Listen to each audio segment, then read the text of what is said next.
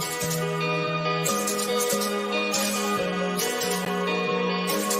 muzzle is off.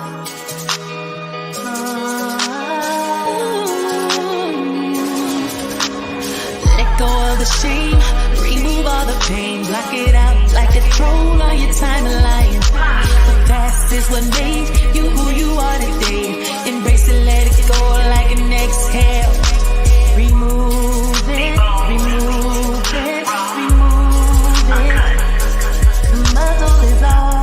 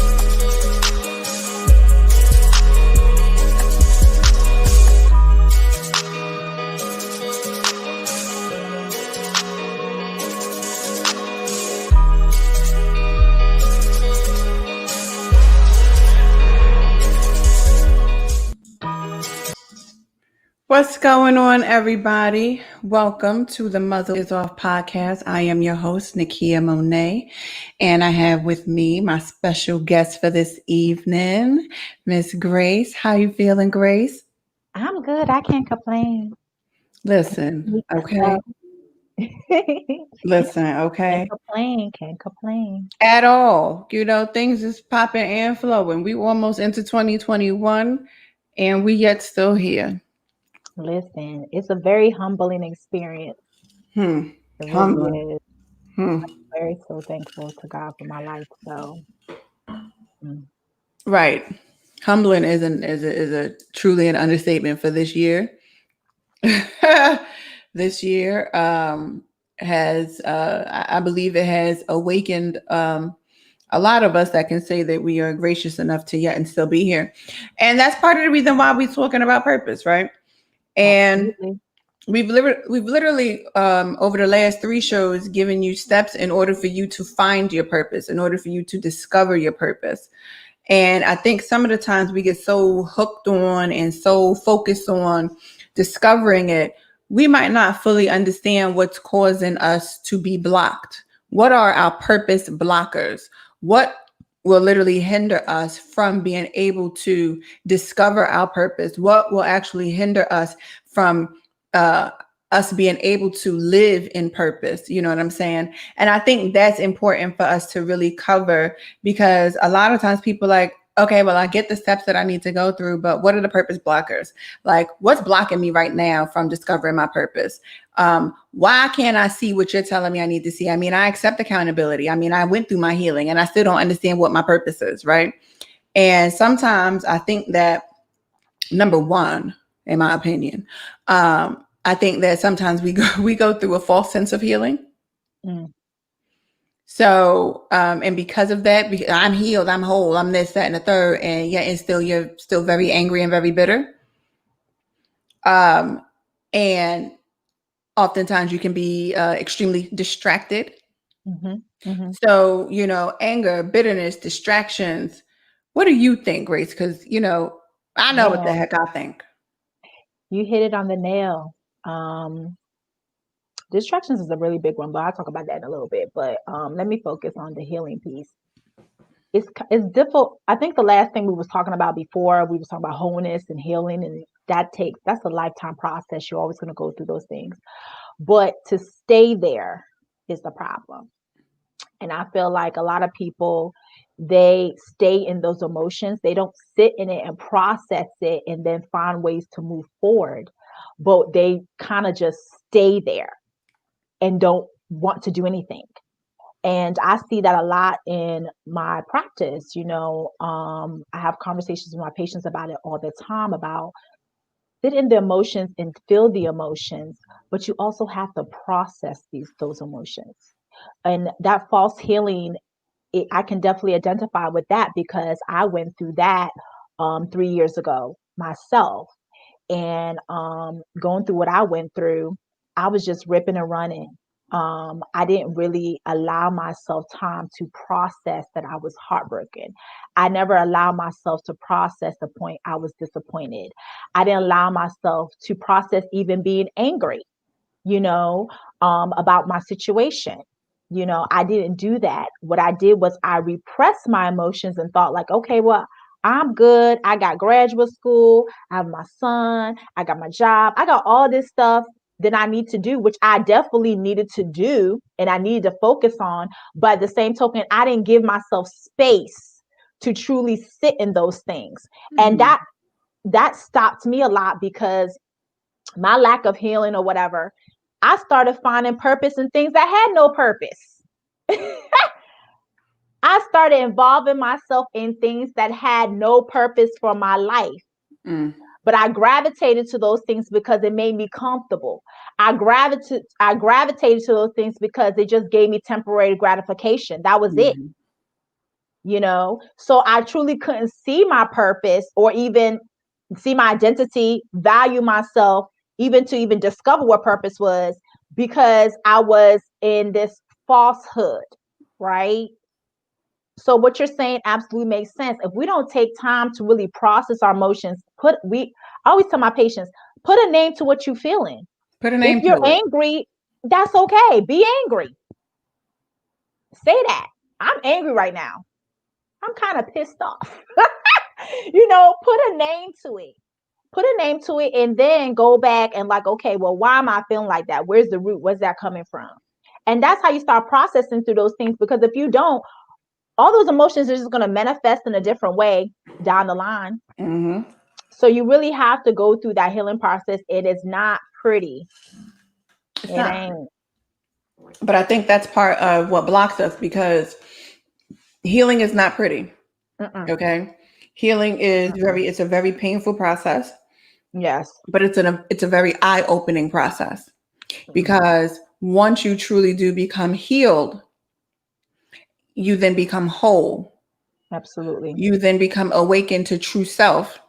You become awakened to true identity, and then you become awakened to true purpose. And the problem is that we are not awakening to our purpose because we are not healing properly. Right. One of the things that I learned going through the healing journey was, like you said, I need to sit in this emotion. This is how I feel. You know what I'm saying? I am disappointed. I am heartbroken. I am angry. Damn it, I might even be a little bit bitter. I'm offended. You understand what I'm saying? You hurt me. I feel this pain. You hurt, that hurt. You know what I'm saying? I think one of the worst things people can do, and a lot, because nowadays everybody's so focused on all this energy and all this stuff, right? So everything is like, if you're hurt, that's a negative energy. Don't bring that negative energy around me. No, that's called hurt. And deal with it. Because if you are the cause of the hurt, deal with the fact that I'm hurt and acknowledge the fact that you hurt me.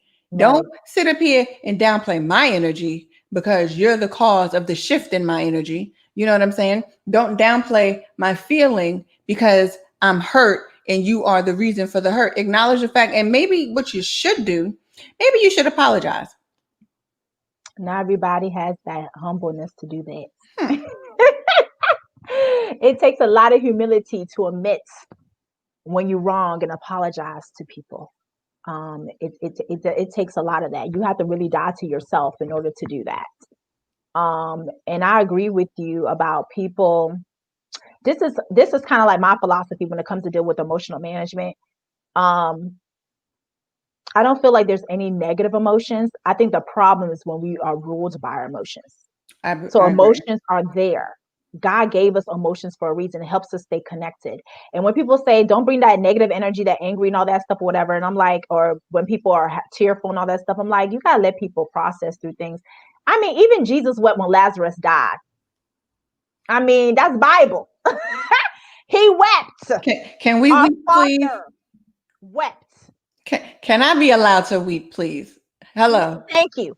If Jesus, the Messiah, could have emotions like that, why can't we as human beings? He put emotions in us for a reason.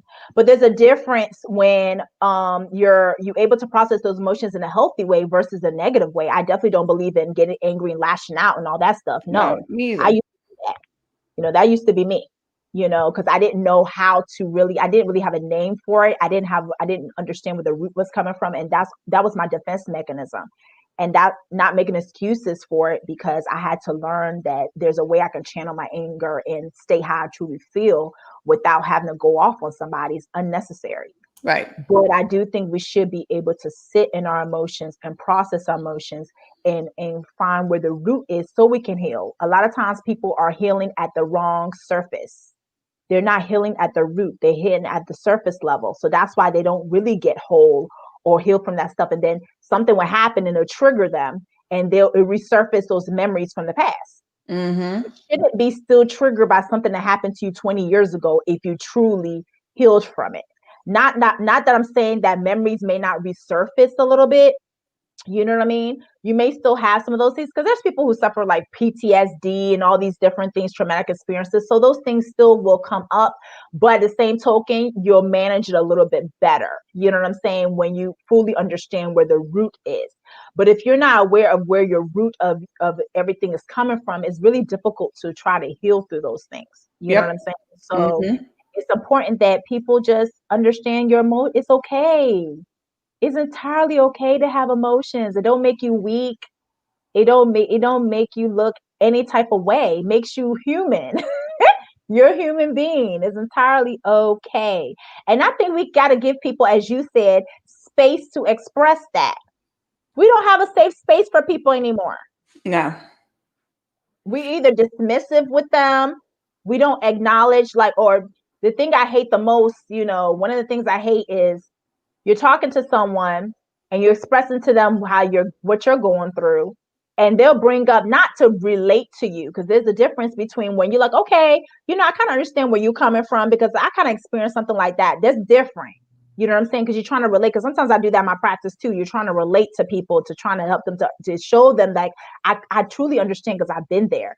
But there's a difference between expressing what you've went through to connect with someone, and so they can feel comfortable with you, know that you understand where they're coming from, versus downplaying what they're going through and bring up your mess. You know what I'm saying? And people do that all the time. They don't give someone a space to be able to feel through things and express how they feel without you chiming in and coming in and like, well, that happened to me too, blah blah blah blah blah. There's people who do that. I've met people who do that. They would just straight, it's like we don't need to fight like trauma challenges. Like I don't need me to be number one in the trauma. I don't know how to explain it, but there's people who really do that. They will one up you in trauma. I'm like, is it that serious? Let that person have the space to be able to feel what they feel and express what they feel without you having to chime in all the time. Sometimes people just need an ear. They don't even need advice. So sometimes I ask people like, do you want my advice or do you want an ear? Which one? Which one you want? That way I know how to proceed, because we can't really get mad at other people neither, because they're not mind readers. So if you want someone just to listen to you, then express that. You know what? I'm going through this right now. I just need an ear. Can you do that for me? If you need advice, okay, this is what I'm going through right now. Can you kind of give me advice of what I should do? So we have to it goes both ways. You really need to tell people what you need from them. You need to be assertive and communicate your needs. By the same token, as people who are empathetic listeners, we need to really, there's a such thing as active listening. We need to be able to listen to what other people are saying too, and give them that space to be able to do that and feel safe to come with us without them feeling judged all the time. You know what I'm saying? So I think that's important for people's healing process. It is. And I also think that sometimes what we fail to fully understand is that a person's experience is their experience, and you can't change that. Mhm. Okay. You cannot change that person's experience. Yep. So if a person trusts you enough to allow you into their personal experience, probably one of the worst things you can do is try and counter that experience with, what word am I looking for?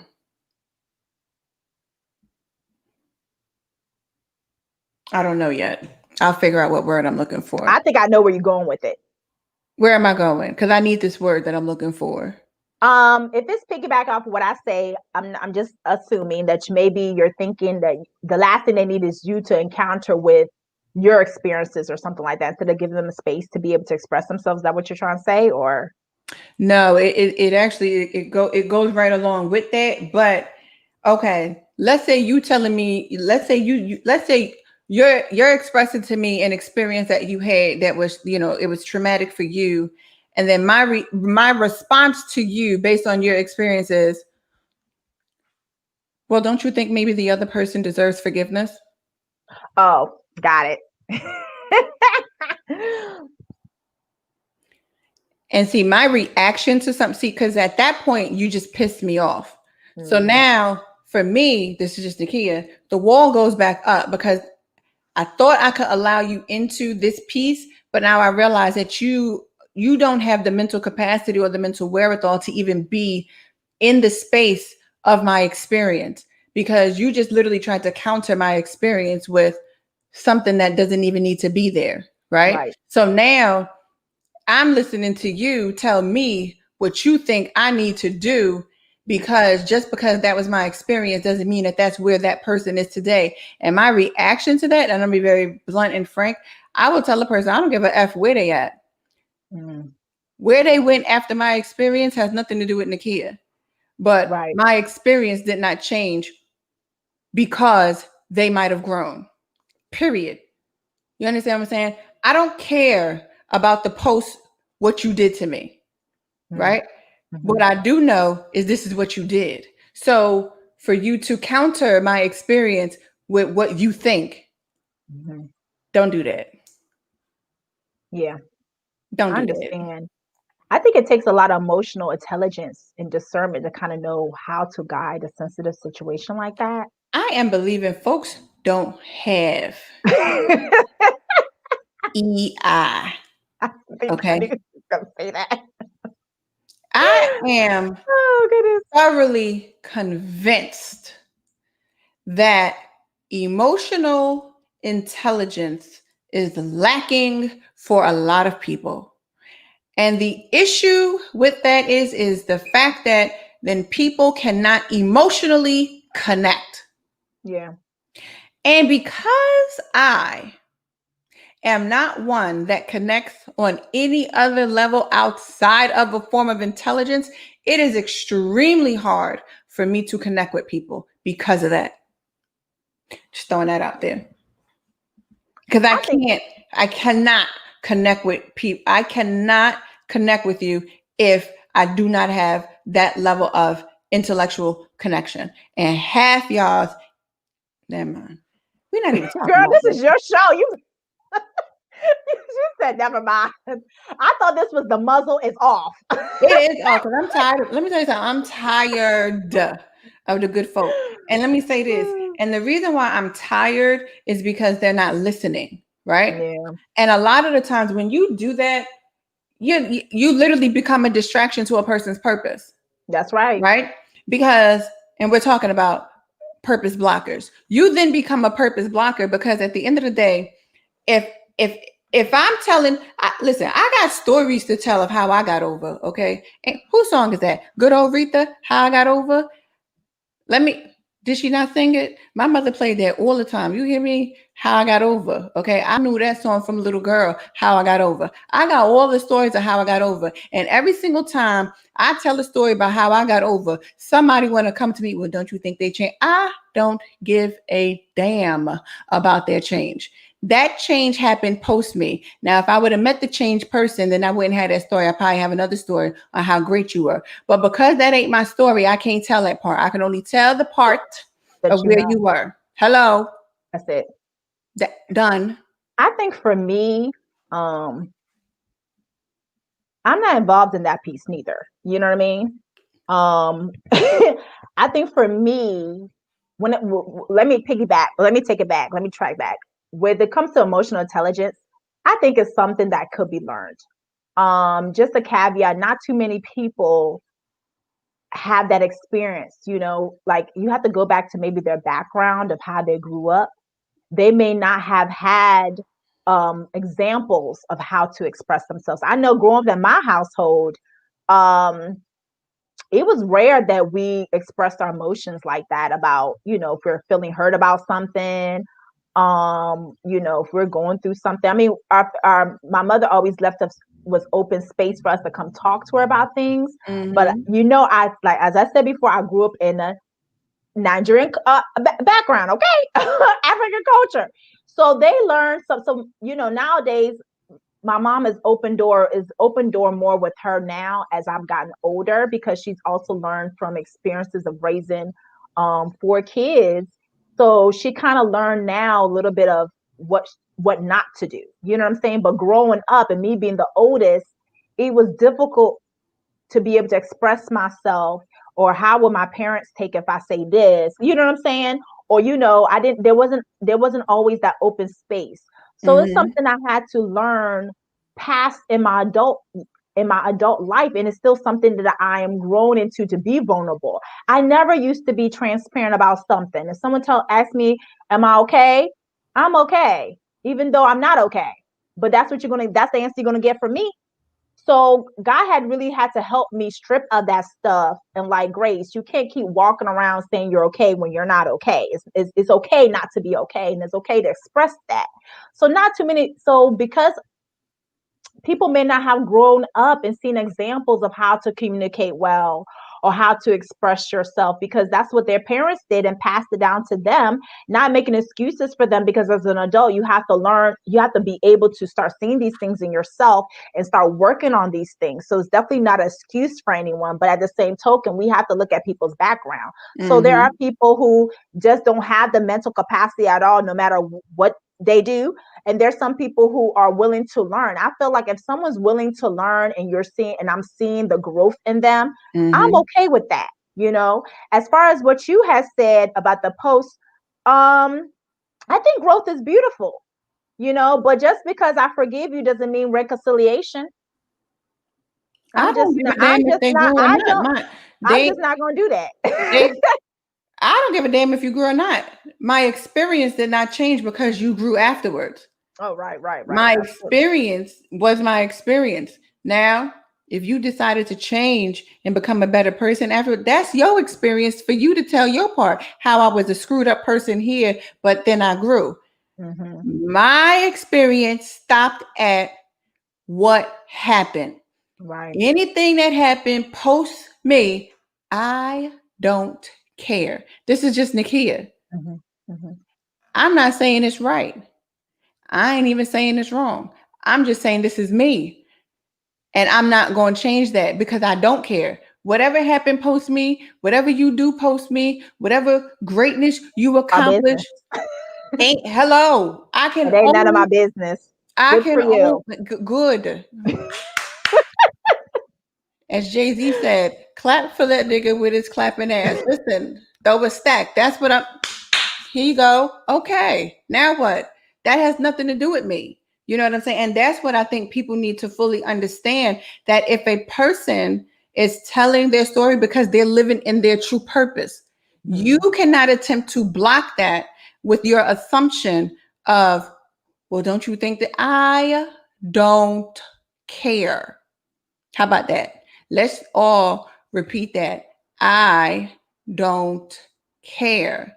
You can't stop me from telling my story because the other person, that would be like, okay, I had an ex, right? Years ago, ex. He choked me out. My experience with him stopped at the choke out. Now, how he's grown since that period, that's for him to tell. You know what? Right. I used to put my hands on women. I don't do that no more. I grow. Right. That's his story. That's for him to tell that part. I can't tell that part. Only thing I could tell you is But what you, happened yep, and how that shifted me, how that changed me, how, you know what I'm saying? I agree. Like, and we need to stop attempting to muzzle people. Yeah. You understand what I'm saying? Hello, Muzzle is off podcast, right? Because nobody will continue to place a muzzle on my mouth or anyone else's mouth because you don't want them to speak their true, authentic Yeah. truth. Yep. Period. I can't make up a story. I mean, I could, but then I wouldn't be living in truth and I wouldn't be able to have this platform because then people could be on here talking about you lying. No, I am not. I ain't gonna lie We about have to nothing. be our authentic self. Period. And I think Period. that's what people are feeling. Let me say this. One of a true purpose blocker is you not being your authentic self. Yep. Y'all, a lot of people want to sit up here, they want to hide who they are, they want to hide what they've done because you're embarrassed by it, because you're shamed by it, because you feel guilty by it, whatever it is. And until you no longer muzzle your own self, that's why if you actually pay attention to the opening video, that opening video is very important because it's very symbolic. Right? In order for you to really live in your true authentic self and live in your purpose, one of the things you have to remove is shame. You have to remove guilt. You have to remove all those emotions that you feel because you're still keeping yourself in bondage when you hold on to that. Right? And the longer you keep yourself in bondage, the longer you're going to be stuck not living in your true purpose. Absolutely. The idea is I have to release all of this baggage and walk in purpose. But if you're still, listen, Mary sung it. So did the good Erykah Badu. Mary sung all of this baggage in me, right? Erykah Badu called you a bag lady. And what we fail to understand is that all of those names, all of those words that you literally place onto yourself is all baggage. A baggage. And they're not even your true identity. And that's why you cannot operate in true purpose because you don't even have an identity. All you've been doing is living in a shell of who you are not. Exactly. I tell people that all the time, and that's what the enemy wants. He wants you to live in shame and guilt. Ain't not one of us perfect. No. None of us are perfect. Everybody's gonna make mistakes. Everyone's gonna make mistakes, and that's where grace comes in. You know what I'm saying? Everyone's gonna make mistakes, but you have to own up to your mistakes. I'm like, okay, yeah, I did it. I did it. Tell the truth. I did it, and this is what I learned from it, and this is where I'm going to, I'm going to move forward from this. But if you don't share all that piece of you and just release it, it's just gonna come back and haunt you later on. You might as well just let it out. You know why people don't like to tell the truth? Because you're too afraid of the repercussions of your truth. That's right. I don't want to suffer the consequence of my truth. Okay? Why? Who gonna stop you? Exactly. Who gonna stop you? Who? Because the truth is freeing. Mm-hmm. That's why the Bible is very clear. The Bible said the truth shall make you free. Mm-hmm. It doesn't say set you free. It says make you free. Meaning what? When you got to make something, that's a rebuild. That's right. Allow yourself to be rebuilt with truth. Let me tell you, when I decided to live in truth, there was nothing that anyone can hold over my head that I could not answer to. And the one thing that people always said about me, they were like, Nakia, no matter what you did, whether good, bad, or indifferent, if it was brought to you or you would tell on yourself before you would allow anybody else to. You want to know why? Because I don't have time to be hiding from nobody that don't have no heaven or hell to place me in. Point blank with the period. I ain't got that type of time. That's right. And a lot of the times we suffer because we really sit up here and hide from our true authentic self because you're too damn ashamed to admit, I messed up. Stop. That's it. I made a mistake. Put that on you, because we love to shift blame. We love to point fingers. And guess what? All of that right there, purpose blockers. Yep. All of that, looking outward and not being introspective upon yourself, purpose blocker. That's why I said we're going to talk about purpose blockers, because we don't understand that we truly block our own self. Let me say this. We sabotage our own self. Your own self. And then you sitting up here living a whole lie. And the only person you're living lying your best to. lie, not best life. Hello. Best lie. Living your best lie, okay? And you stuck. And you stuck. Purpose blocker. Anything that prevents you from moving forward. And let me say this, because a lot of folk really get this twisted, because you're given the illusion that you're moving forward somewhere, right? And it's an illusion, because you still ain't going nowhere fast. Ain't that what the good Usher song said? He said, I'm going nowhere fast. I reach a climax. Ain't that what he said? I don't know what Usher be saying. I don't know. Listen, I listen to all. I be listening to music. I said Usher. Usher, I ain't heard him in a long time. Does he got new music out? I don't know about no new music. I be listening to the old stuff.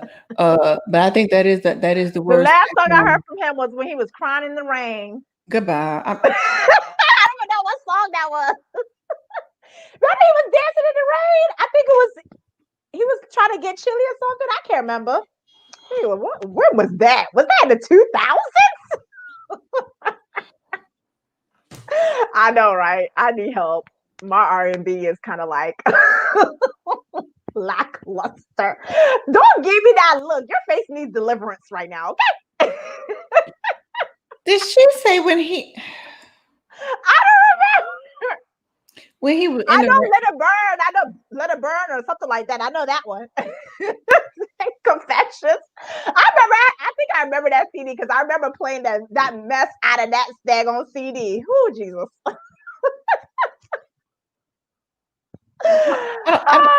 Forgive me.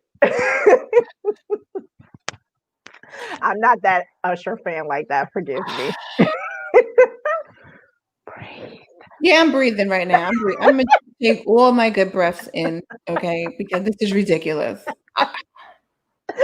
Listen, I'm owning my truth. I'm telling you the truth. You know what? Right? You are, and I'm happy about it. But that is what he said. I'm going nowhere fast. I reached the climax. That's what he said. Sweet Jesus. You know okay, we'll take that. Yeah, I'll take your truth. We'll take that. But the reference to what you were saying. Good folk, okay? Because you're going nowhere fast, okay? Because you ain't moving forward, okay? Right. And listen here, the job of our life, truth be told, is to move forward. And a lot of time we just be like, oh, well, what am I? Purpose blocker. That's what. And if we begin to truly identify our purpose block, and you know, and a lot of times we think purpose blockers are people. No, they're internal. Thank you, ma'am. They are internal. Let me say this because I read a lot. Okay. Forbes, good old Forbes, reputable. Unlike some of these sites y'all quote. I'm just saying. Forbes is reputable. I hear the shade. I'm gonna need folks to get, just some evidence-based websites. We over here, grandmasterproof.com. Who is that? Who is Grant? We gotta do better in 2021 is around the corner. We just gotta do better. I ain't reading nothing from a grandmaster. That just sound sound crazy. Ain't no truth in it. Forbes, though, did an article. Guess when it was? A week ago. Hey, sorry. I'm sorry, y'all. Anybody that knows me knows I am a music buff. So I literally can find a song to go with anything that I just said. So that week ago, that was my good old Bobby Shmurda, you know. I was like, don't ask me, because I Week don't. ago. You heard me? I said, Anyway, don't even ask me. I already dropped the ball on Usher. I wasn't gonna ask you because I already know. I already know. It's okay. It's all right. No problem. However, Forbes did an article and it was on the 3 stages of emotional development. And I thought it was very interesting because, you know, I'm an avid reader. So I like to read because when I find that people literally suffer from a lack of EI, it literally makes me start researching some things about emotional intelligence and stuff like that. So I had to ask myself a question because I find myself, I get frustrated when you just have no type of real emotional support. Like it irks my whole good soul. So I'd be having to understand why you don't. Okay. Right. And what it said was it gave the 3 stages of emotional development. And one of the first stages of emotional development is dependence, right? Because as a child, you learn that you're dependent upon others for your well-being, for your happiness, for your success, for your sense of worth. You literally have to gain that as a child from other people, right? That's part of how you move into the second stage, which it says is interdependence, right? And it says eventually many people will absolutely get to the second stage of interdependence where they realize that one's own sense of well-being is intertwined with that of others.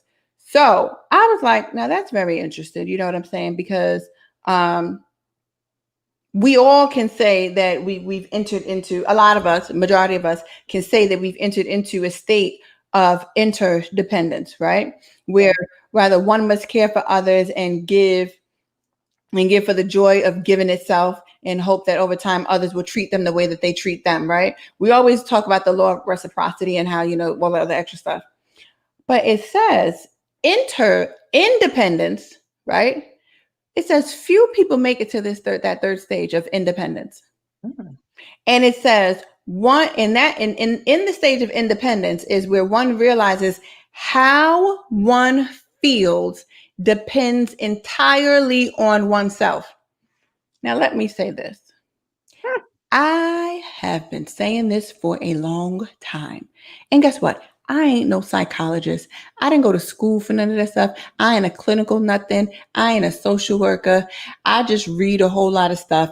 And based on my readings, based on my own understanding of my own self, I have always said we need to stop placing how we feel on other people. It says, here is where one realizes that how one feels depends entirely on oneself. That's right. And let me say this. I am not saying that someone cannot hurt you and cause a feeling of pain, right? Mm-hmm. However, that feeling of pain resonated somewhere on the inside of you. There's a trigger there. We're so quick to blame someone else for our offense. I always tell people, check your heart. You need to do a heart inventory. For you to be triggered, there's something in your heart to trigger that.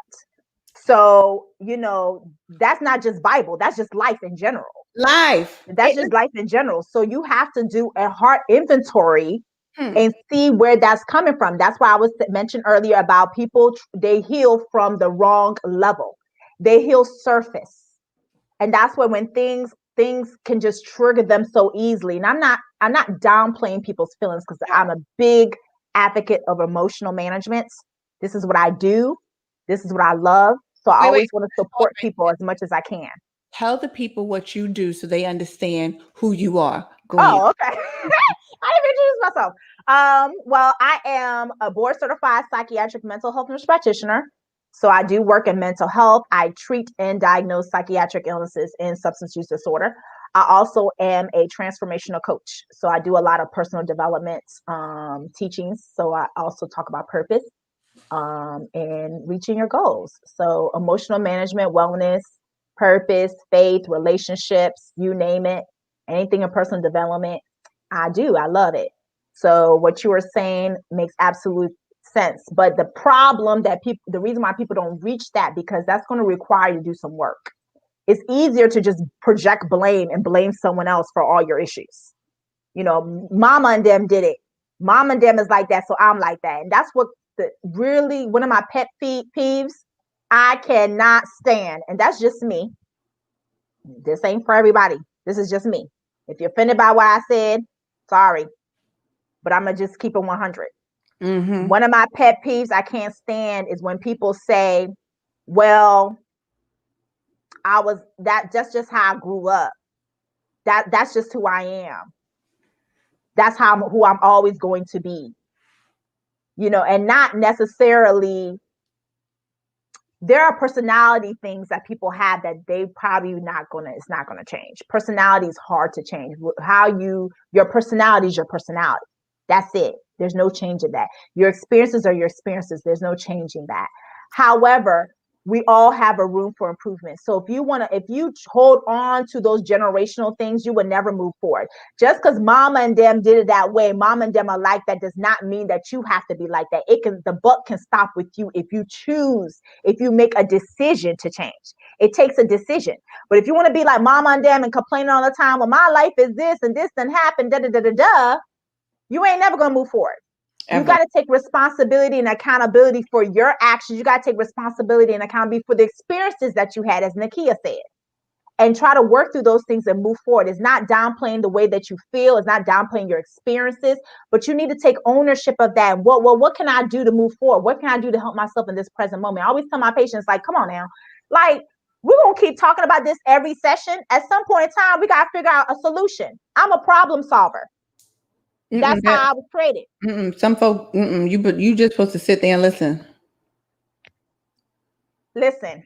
Listen, you see my face? After a couple of sessions, we need to figure out what we're going to do. Because we're not going to keep coming up in here, woe is me. And if that's what you think you're going to get from me, then you're barking up the wrong tree. I'm going to tell you straight up. That's not how I operate. I'm a problem solver. I'm going to listen to you. I'm going to give you space to hear you out. We're going to go through this and process through these things. But at some point in time, we got to figure out what we're going to do. Are we going to continue sitting in here and talking about shoulda, coulda, woulda? Or are we going to make best of the situation, find out how you can help yourself in the present moment?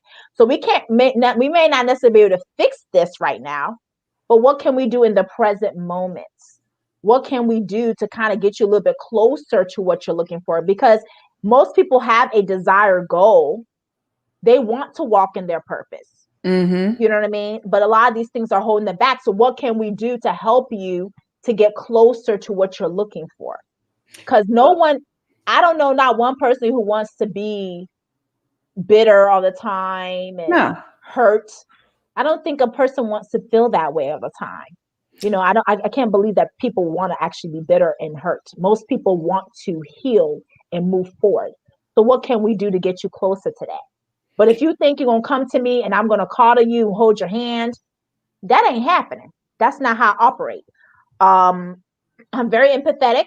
I believe in giving people space to express themselves. I believe in letting people just feel whatever they feel, let it out there, and let's go.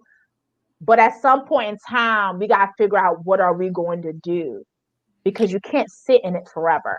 And I think that's the reason why people struggle with identifying them within themselves, because it takes work. It's much easier to blame your mama or your daddy. I did. And the reason why I can speak so passionate about this is because I did that for years, blaming my father all the time for things. Well, this is why I'm the way I am because of my dad. Well, this is why the way I am because my relationships are because of my dad. Granted, he was part of the reason, because I never really truly saw what a healthy relationship truly looked like.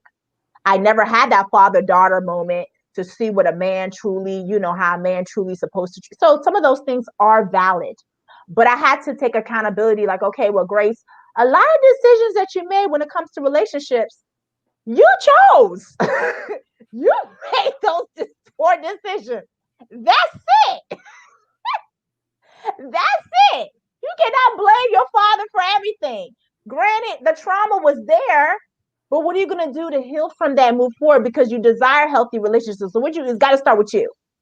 So listen, Forbes need to just write you a check. Girl, you've been saying that. Me and her should have did this article together.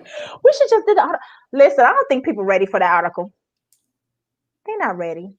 I don't think people ready for I the might not article. have said it as nice as the way she put it, because she really she put it She put nice. it really She said, let me nicely. tell you what she said. She said, at this stage, one fully understands she has a choice to respond to life situations in whichever way you like. That's taking ownership. That's Yeah, taking accountability for you. It right. has nothing to do with the other person. Yeah, That's you saying, okay, put it right here. No one can hurt or insult unless you allow yourself to be hurt or insulted, right? Because you choose how you feel. I have a yeah, choice in my ability to choose how I feel. So, yeah. like You yesterday, have empowerment. You have power. what this is really, this the stage of independence is, how are you empowered? Right. How do you use what's on the inside of you to say, you know what? Okay, I'm not going to allow you to shift my day. That's right. I'm not going to allow you to shift my purpose. Hmm. I'm not going to allow you and your emotions to affect me and mine, right? This is what I'm not going to allow. It says in the stage of, it says you still care for others as in the stage of interdependence, but it does not depend on others' behavior. You don't depend on others' behavior for your own happiness. Right. You don't need acceptance of other people. So this person, Caution was saying, first he was asking about the article that you're reading, and then I'm he gonna said, share the article. but he said, what if is what is needed? I don't know if he's picking What back if to that what is I what was is? saying. Yeah, I think it was for what you were Okay, saying. so But what if that is what is needed? Yeah. so for me, we have to map out what the goals are, right? Because working in mental health, people come in. I don't do for my thing, I'm able to do psychotherapy, but I do more medication management. I'm a provider, I'm a prescriber. Oh, okay. Okay. So I do counseling, but you can see a therapist, so I do offer psychotherapy if that's what we choose to do, but I do mostly medication management. So my goal is different from what a therapist goal is. Therapists can sit down with you, y'all can have sessions and talk it out and go through psychotherapy and all that stuff. And I always recommend people, so I don't mix the two. So I always recommend people, if you need someone just to sit down and talk to and process your emotions, then I will give you a resource for a therapist. I am a psychiatric provider, so I do medication management. So my goals are different from a therapist. So I'm looking at, we need to help resolve your problem. So for example, someone comes to me, they're let's say they having PTSD, they went through a traumatic experience, right? So they're telling me what's going on with them or whatever. And we talking and stuff like that, and we start processing, and then I'll diagnose them. I think you have PTSD, just based on what you just told me. So the next thing is, for one, I always offer them, they need to get a therapist, because if you got PTSD, you definitely need a therapist. Also, we do medications. So when they come and see me, it's based on meds. Okay, what medication can we do to kind of help you with your sleep? What kind of medications can we help you so your mood will be a little bit better, so you won't be as triggered, you won't be as irritable? Because when people have nightmares and flashbacks, all these things that trigger them, they don't want to live their life always worried and stuff like that. So we're trying to deal with those things. So when I say I'm a problem solver, that's come from there, because in my role as a psychiatric nurse practitioner, I'm a problem solver. Okay, we're going to have conversations, we're going to have tough conversations, and sometimes I'm going to tell you something that you don't want to hear, but I'm going to tell you the truth, because other people, they probably just, I'm going to be honest with you, they'll come in, give you a little false reassurance and keep you moving. And what did you really deal with? Did you really dig deep into those things that you have going on? So if they need someone just to talk to, they, of course they can talk to me, but I would send them to a therapist where they can actually just get that one-on-one time and actually start working on their problems. I think personally they go hand in hand. I'm not a big pill pusher, although I prescribe meds, but I look at people through a holistic view. So it's not just about you going to pop this pill. No, you're going to get a therapist. We're going to start working on some coping strategies. we're going to start working on some of your emotions and how can we manage your emotions a little bit better. You identifying why you feel the way that you feel, what is triggering you, what can you do to help yourself? Okay, if I'm triggered, do I need to walk away? Do I need to go take a walk? Do I need to journal? Do I need to do music therapy? Different things like that. There's not just popping a pill. But if you just solely don't want any meds and it's just, I will refer you to a therapist. So people, honestly, as a provider, I have to have discernment to know what that person needs. You know what I'm saying? So I'm going to ask questions to find out exactly what that person needs. And I deal with people all the time that the reason why they're depressed is because they lack purpose. They generally feel like they don't belong on earth. They generally feel like they have nothing to live for. They feel like, based on maybe what someone told them growing up. Another purpose blocker could be the words of someone else. So even though we take ownership of our emotions and how we feel, it can allow people to dictate our emotions. But there's a lot of people that's carrying on, as you said earlier, carrying on baggage from childhood. Maybe they were said they weren't good enough. Maybe they experienced something. Maybe a teacher talked bad about them.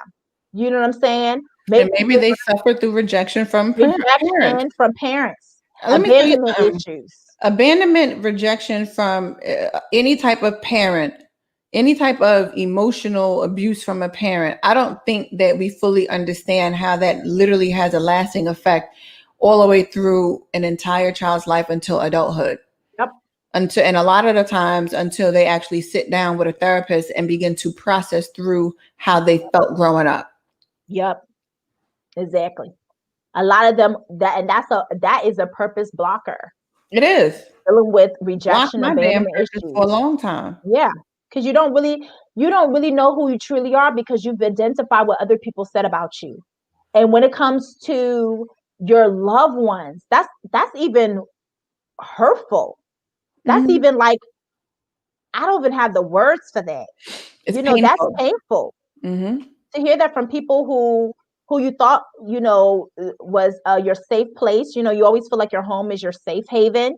And to have, I deal with people who've been abused, emotionally abused, physically abused by their own parents.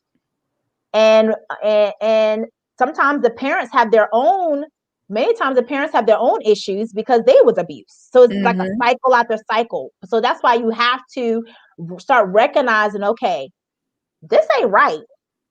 I should be feeling this way. I shouldn't be triggered like this. This something ain't right. And then go seek the help that you need, and get that help.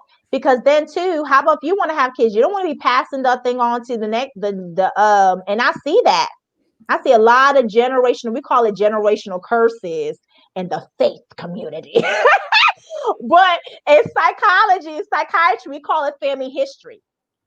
That's all it is. It's not a generational curse. History. We like to over spiritualize in the body.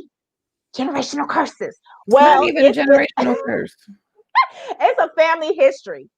I literally have seen adults go through experiences their parents went through, but no one talked about it. They had no clue until we started really talking. They had no clue. I think they will go back and talk to their family. Then they find out, oh my God, such and such was molested too. Right. Oh my God, such and such has an alcohol issue too. Wow, this person suffers from depression too. So a lot of purpose blockers too is we don't talk enough about our family problems. Everything is just pushed underneath the rug. That shame and guilt that you was talking about. Oh, we're not going to talk about that.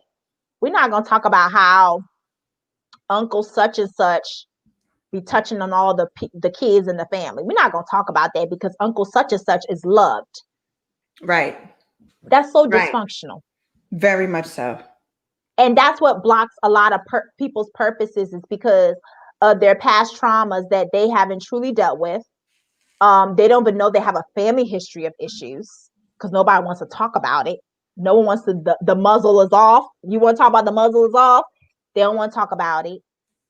You know what I'm saying? Because it stays hidden. It stays hidden. And it can't hide but so long. It can't hide. Everything gets exposed eventually. But it's better that you tell your own truth than someone else trying to tell your truth because they can't say it like you can. Exactly. And you had said something earlier in the podcast. You said distractions. Ma'am. Distractions is a big one. I think sometimes we get caught up in doing everything someone else wants us to do, that we don't even do what we're truly purposed to do. And I want to bring up, even in ministry, you know, sometimes they just throw people in things. Okay, you go do this, you know, and people like, I truly believe you have to be called to do stuff.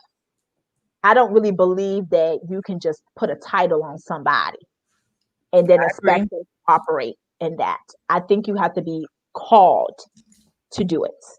And a lot of times we like to put titles on people and put people in these positions they're not even purposed to do. And then we get distracted because we don't have true wisdom to know this ain't even my assignment. Why am I really doing this? Am I doing it because I'm called to do it? That's where God led me? Or am I doing it because Pastor such and such thinks this would be a good place for me to be? And it's not just the ministry. That's even in just outside in the marketplace, any industry. Any industry. You have to have wisdom. So if you are stretching yourself, if you're jumping to do this and jumping to do this and jumping to do that and just so easy distracted, you will be derailed from your purpose, because that may not be what you're supposed to be doing. Say that again.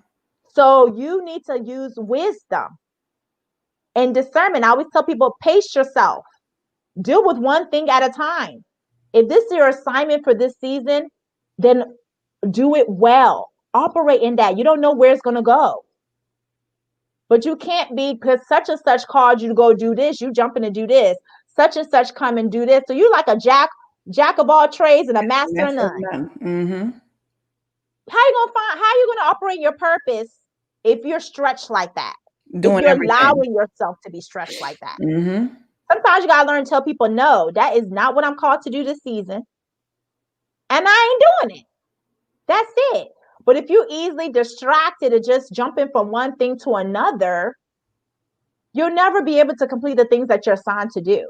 And it's hard to find your purpose when you're all over the place. Oh, yeah. I'm just saying. Because you want to be in all the professions. And want to be in all the professions.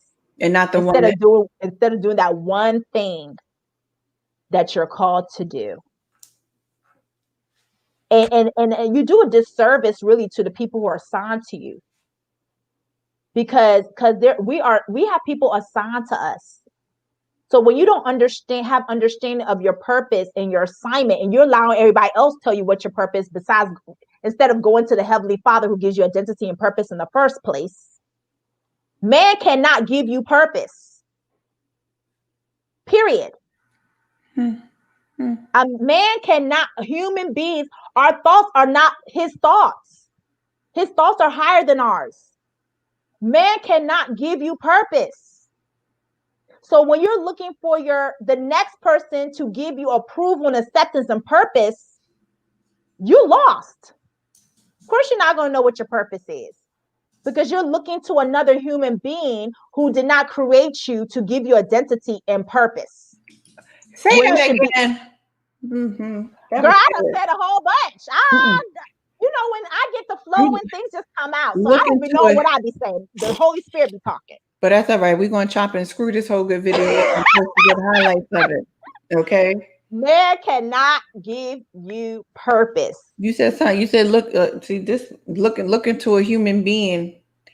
That's all right. We're gonna rewind what I just said. Yeah, we're gonna get this basically you're looking for another human being to give you identity and purpose. And they can't give it to you.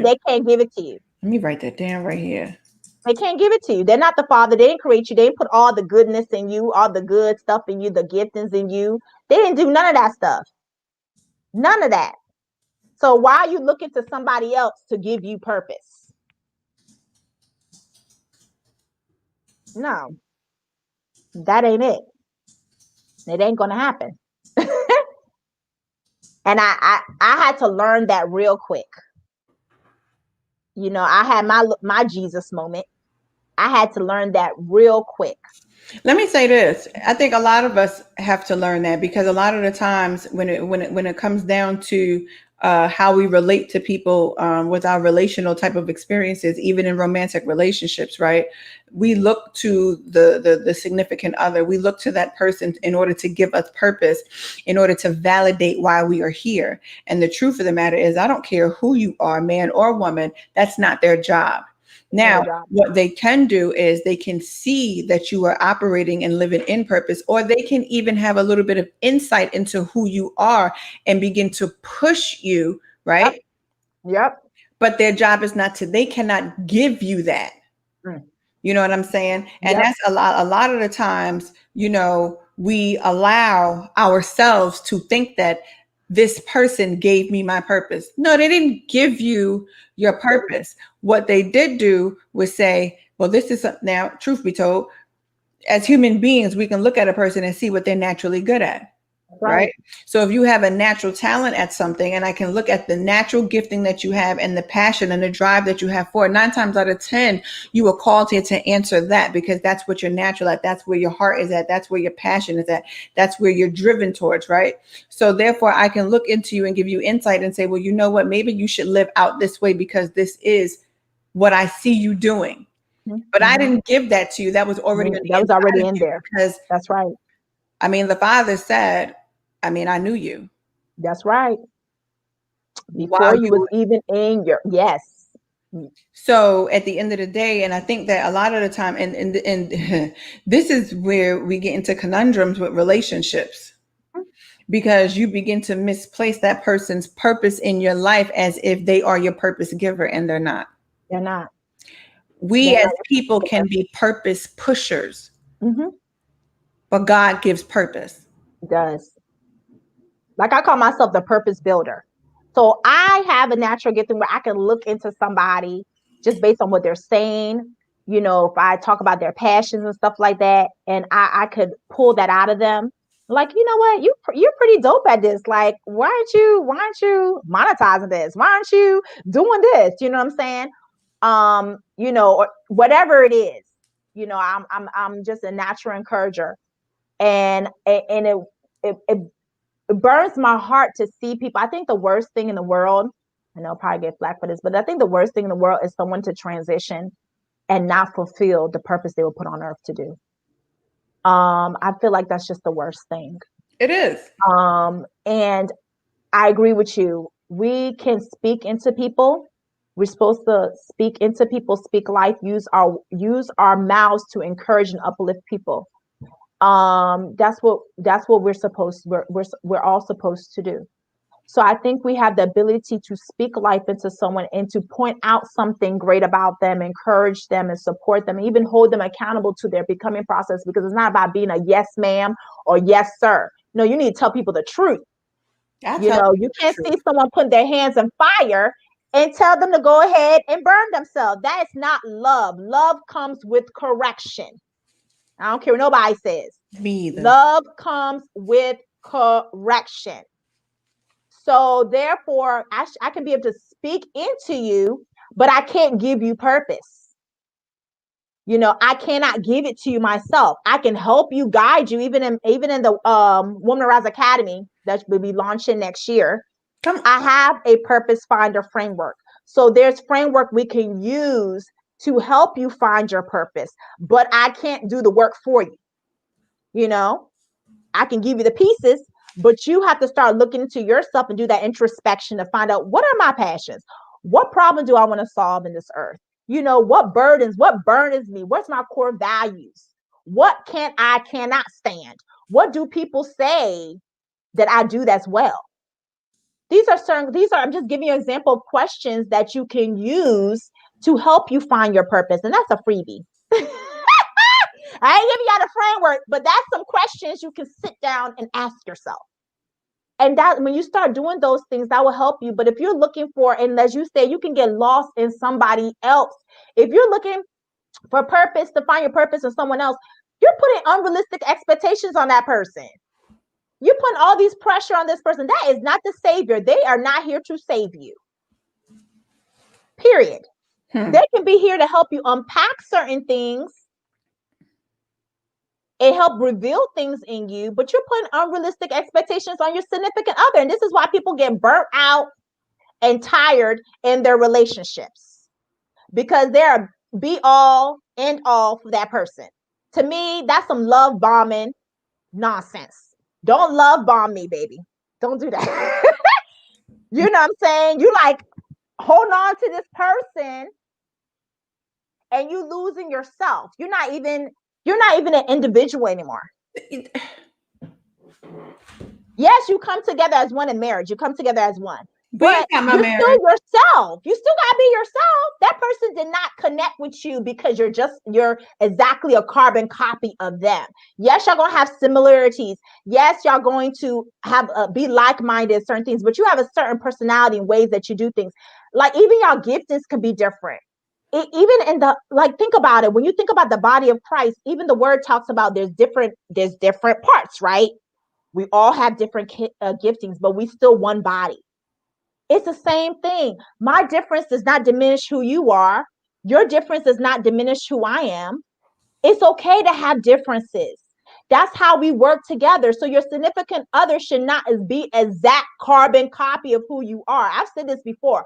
I don't want someone that's just like me. I can't do two of me. I can't either. Two of me is a lot. Two of me? I am a lot. No, ma'am. I'm a great person. Don't get it twisted. I'm a dope person. I'll definitely would date myself. I'll put that out there. But I enjoy the differences in people. It's okay. It's okay to have differences in your significant other. You can't just be so wrapped up in that person that you forget who you are. At the end of the day, you guys do have a kingdom agenda and things you guys are going to go do together, obviously. But there's also your individual purposes too. But if you put your end all be all this person, and God forbid, I mean, this person is going to disappoint you. They're a human being. They're not perfect. I think as women, we want someone who's Jesus Jr. I don't want a Jesus Jr. Oh, remember I made a post about that? Mm-hmm. And I think a lot of women sometimes they want this man needs to know every book in the Bible, every script. Listen, granted, I love a man who knows the word or have understanding and can hear from heaven. I sure do. However, I also understand that he's a human being and he's going to be flawed and he's going to have his issues, and it's okay. I still have to make the decision to love him through that. It's a choice. But I can't be so wrapped up in him that I forget who I am and forget why God created me in the first place. And I think we just get too caught up in that. And that's the problem. And that's why people get up in relationships and totally lose. And that's what you hear all the time. I had to lose this person to gain myself again or something, whatever that phrase is, whatever that social is going viral. And I'm like, boo, you was never there to begin with. But it sounds stupid. It sounds crazy because you was never there to begin with. You was never there to begin with. I understand because I've been through that. I went through that. Doing everything and anything for a man. And I lost myself in the process because I didn't even value who I was. You know, trying to make everything work. And he had his stuff too. He was trying to make it work too. But it just wasn't it. That wasn't God's will for us. But you can't get so caught up in the other person, you forget who you are. You cannot.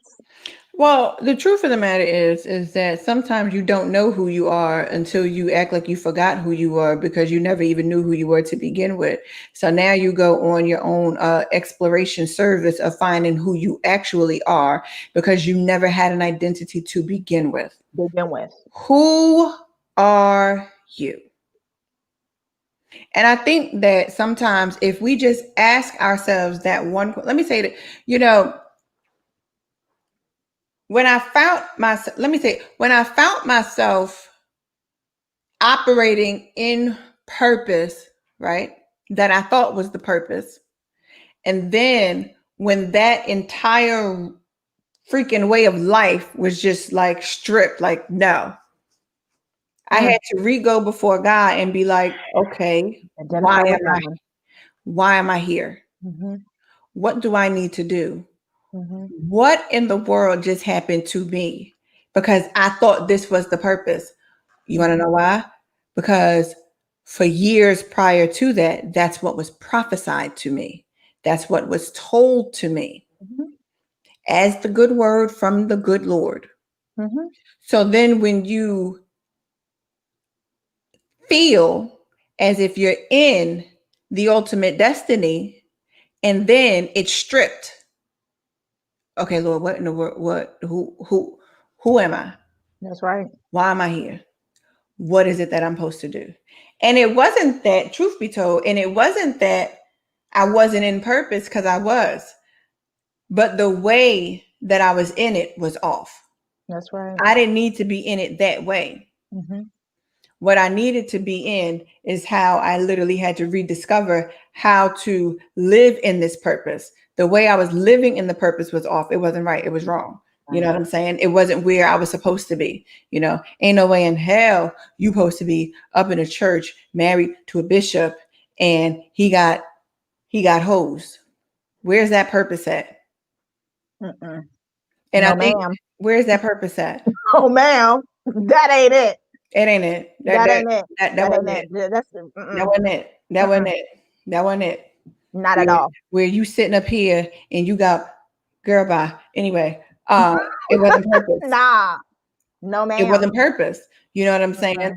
And the truth of the matter is that when we, you know, because I'm so honest with myself, I don't have time to not be. And I didn't lie to myself. I never lied to myself. I dealt with Nakia. Nakia suffered from PTSD. Nakia suffered from anxiety and depression. Nakia suffered from all those things. And Nakia had to get real with Nakia and be like, this was not here pre this. What is this? Yeah. Why is it here? And then Nakia had to get real and be like, and why is it lingering? That's right. Why is it still here when it wasn't here before? Mm-hmm. This did not exist in my good world. So why is it here now? What door did I leave open that I have not fully closed? And a lot of the doors that I left open, truth be told, was trust. Mm. And trusting in the wrong people with my heart. And I think a lot of us, men and women alike, we get into these situations where we're trying to figure out everything and we allow the wrong people in due to trust issues. Yeah. And you can't differentiate between who am I supposed to trust and who am I not supposed to trust. And then some of y'all just sit up there and straight up lie and operate in manipulation and deception because you've built up such a facade, because it's a facade. You've built up such a facade that you're no longer operating in your true identity. You're operating who you created for yourself to be. That's right. We can create for ourselves to be any old body. We can do that, and we do that very well. And then when that good wool is removed from you, you sitting up there lost and ashamed and don't know. No, because you create a false identity. You created a false reality. You created false hope. Everything about that was false, and you created it. And now you stuck trying to figure out, how the hell do I get out of this? You want to know how you get out of it? Live in truth. Live in your truth. I actually wrote a blog. I'm so glad that you said that about false identity. I actually wrote a blog in 2018 about that false identity. And for me, I like to always use myself because a lot of the stuff you talk about, you know, let me start with this. Let me start with this. The woman that you see today, I think I said this before. Not only, it's not just 3 years ago, you and I wouldn't be having this conversation. Absolutely not. We would not. We wouldn't. Not 3 years ago. Not at all. So I was still living in my false identity 3 years ago. Ma'am. Ma'am. Okay. So I'm not, by all means, I'm not perfect. I'm very humble about my growth. And that's why I'm very transparent about things I even posted today, because I want people to see. I want you to see those things because it's important. Because I think we live in this social media world now where everyone posts, they post who they post to be. You know what I'm saying? So people, if you don't use discernment and wisdom, like you said, you just attach yourself to something that's a complete facade. So I share things, personal things, certain things, because I want people to see what it truly takes. I want people to see the imperfections and the flaws, because that's what being a human being is about. So I wrote a blog in 2018 about false identity. And a lot of my false identity I was playing in is because of, well, one, culture and society. Things a little bit better now, but culture wise, in our culture is pretty much, I wouldn't say abomination, but it's really difficult to be an unmarried mother, right? You don't have a husband and you have a child, you're considered disgracing your family. My family was a little bit more, it took some time. I'm gonna be honest. We went through some things with my family, with my parents. However, in the African culture in general, I had to deal with that being a single mom, hearing like, okay, she had a baby, where's her husband, all that stuff, right? Society puts this stigma on single moms, single Black moms. Let's just be real. Let's keep it a buck. There's a difference when you hear people talk about white moms versus Black mothers. That's just life. And you're unmarried? Okay. So there's so many stereotypes. So I had to deal with that. So the shame I felt, I love my son. That's my world. That's my baby. I would never change the circumstances in which he came on this earth, period. But for a long time, I allowed culture and society identify myself. And I was like, man, I don't want to be a statistic. You know what I'm saying? I don't want people to like, oh, there goes another single Black woman with a child. So I covered a lot of things and pretended like I got it together. I got this. I got it together. And then it was rooted in pride. It was rooted in security, lack of value for myself, allowing other people to tell me who I'm supposed to be. And I had this falsehood of perfection. I didn't allow a lot of people near me. There's only a few people that could get in my circle. But that wasn't because I was guarding my heart and being discerning as we're called to be. That's because I didn't want people to see the cracks in me. There was a selfish reason behind that. It wasn't because of me using wisdom. Be 100 real right now. It's because I didn't want people to get close enough to see that I didn't have it all together. I didn't want people close enough to see, figure it out that I'm faking it. Figure it out that I am living a false identity, because they get close to me, they're gonna know I'm an imposter. I ain't keeping it buck here. You know what I'm saying? So I kept people at arm's length. You only really knew in my circle if you was my A1 from day one and truly knew me. But I ain't allowed new people in, because then I had to find another way and bring something, a lie after lie, trying to just cover up this false identity of mine that I created in my head, this false persona I created. And I carried that thing for a long time. I really did. I never really been transparent, open about who I truly am until my journey. And God got me. When you were saying about the purpose, but the way that you was living was wrong, I always tell people your purpose is always the same, as your assignments are different. So your purpose, once you discover your purpose, like let's say, for example, for someone who's a singer, maybe their purpose is to use their their voice to heal people, whatever. Their assignment may be sing in the choir or whatever, singing whatever, that one season. But then the next season, their assignment may be totally different, but still underneath the hem of healing with your voice or something like that. I'm just throwing that out there. So your purpose always going to stay the same. You are created for a specific purpose. However, your assignments can change or they can stay the same depending on the season and what God wants you to do. So for you, your purpose has always been about helping the brokenhearted. That's always been your purpose, and allowing people, give people space to be able to be themselves. Mm-hmm. However, your assignment may be different. So what you were saying about you were in the right purpose, it just might not been the right assignment. And I think that's what we have to start using wisdom too, because we have to think, okay, this looks like my purpose. Because let me tell you something, the enemy will bring you a counterfeit too. Counterfeit is not just a man and a woman.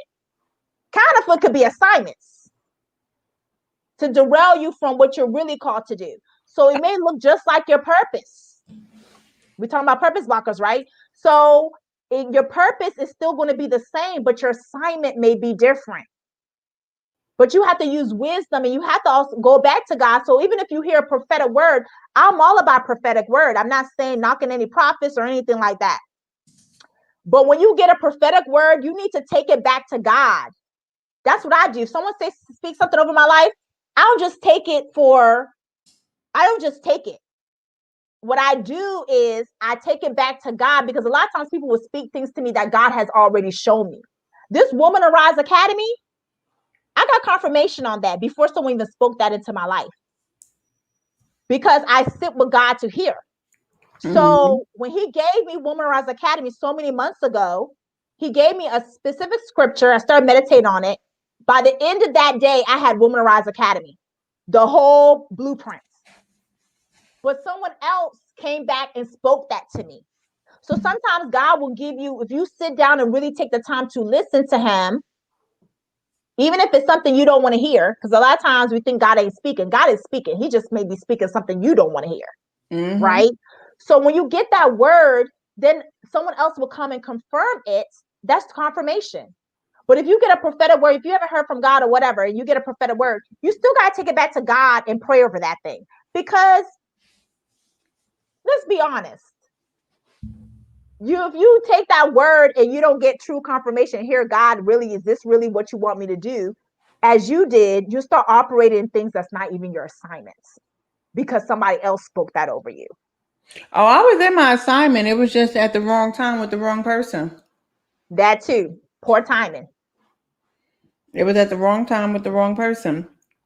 And I think that it speaks in and out of itself. We have to understand the timing. Mm-hmm. But I also think that because it was the wrong time with the wrong person, it still births out even more of a purpose. Mm-hmm. And I think that sometimes we can get hooked up with the wrong people. Mm-hmm. Mm-hmm. And we have to be honest enough with ourselves to say, I never should have hooked up with you. Yeah. That wasn't the purpose for where we were supposed to go, right? Yeah. I never should have been with my ex-husband, ever. Never should I have been with that man, period.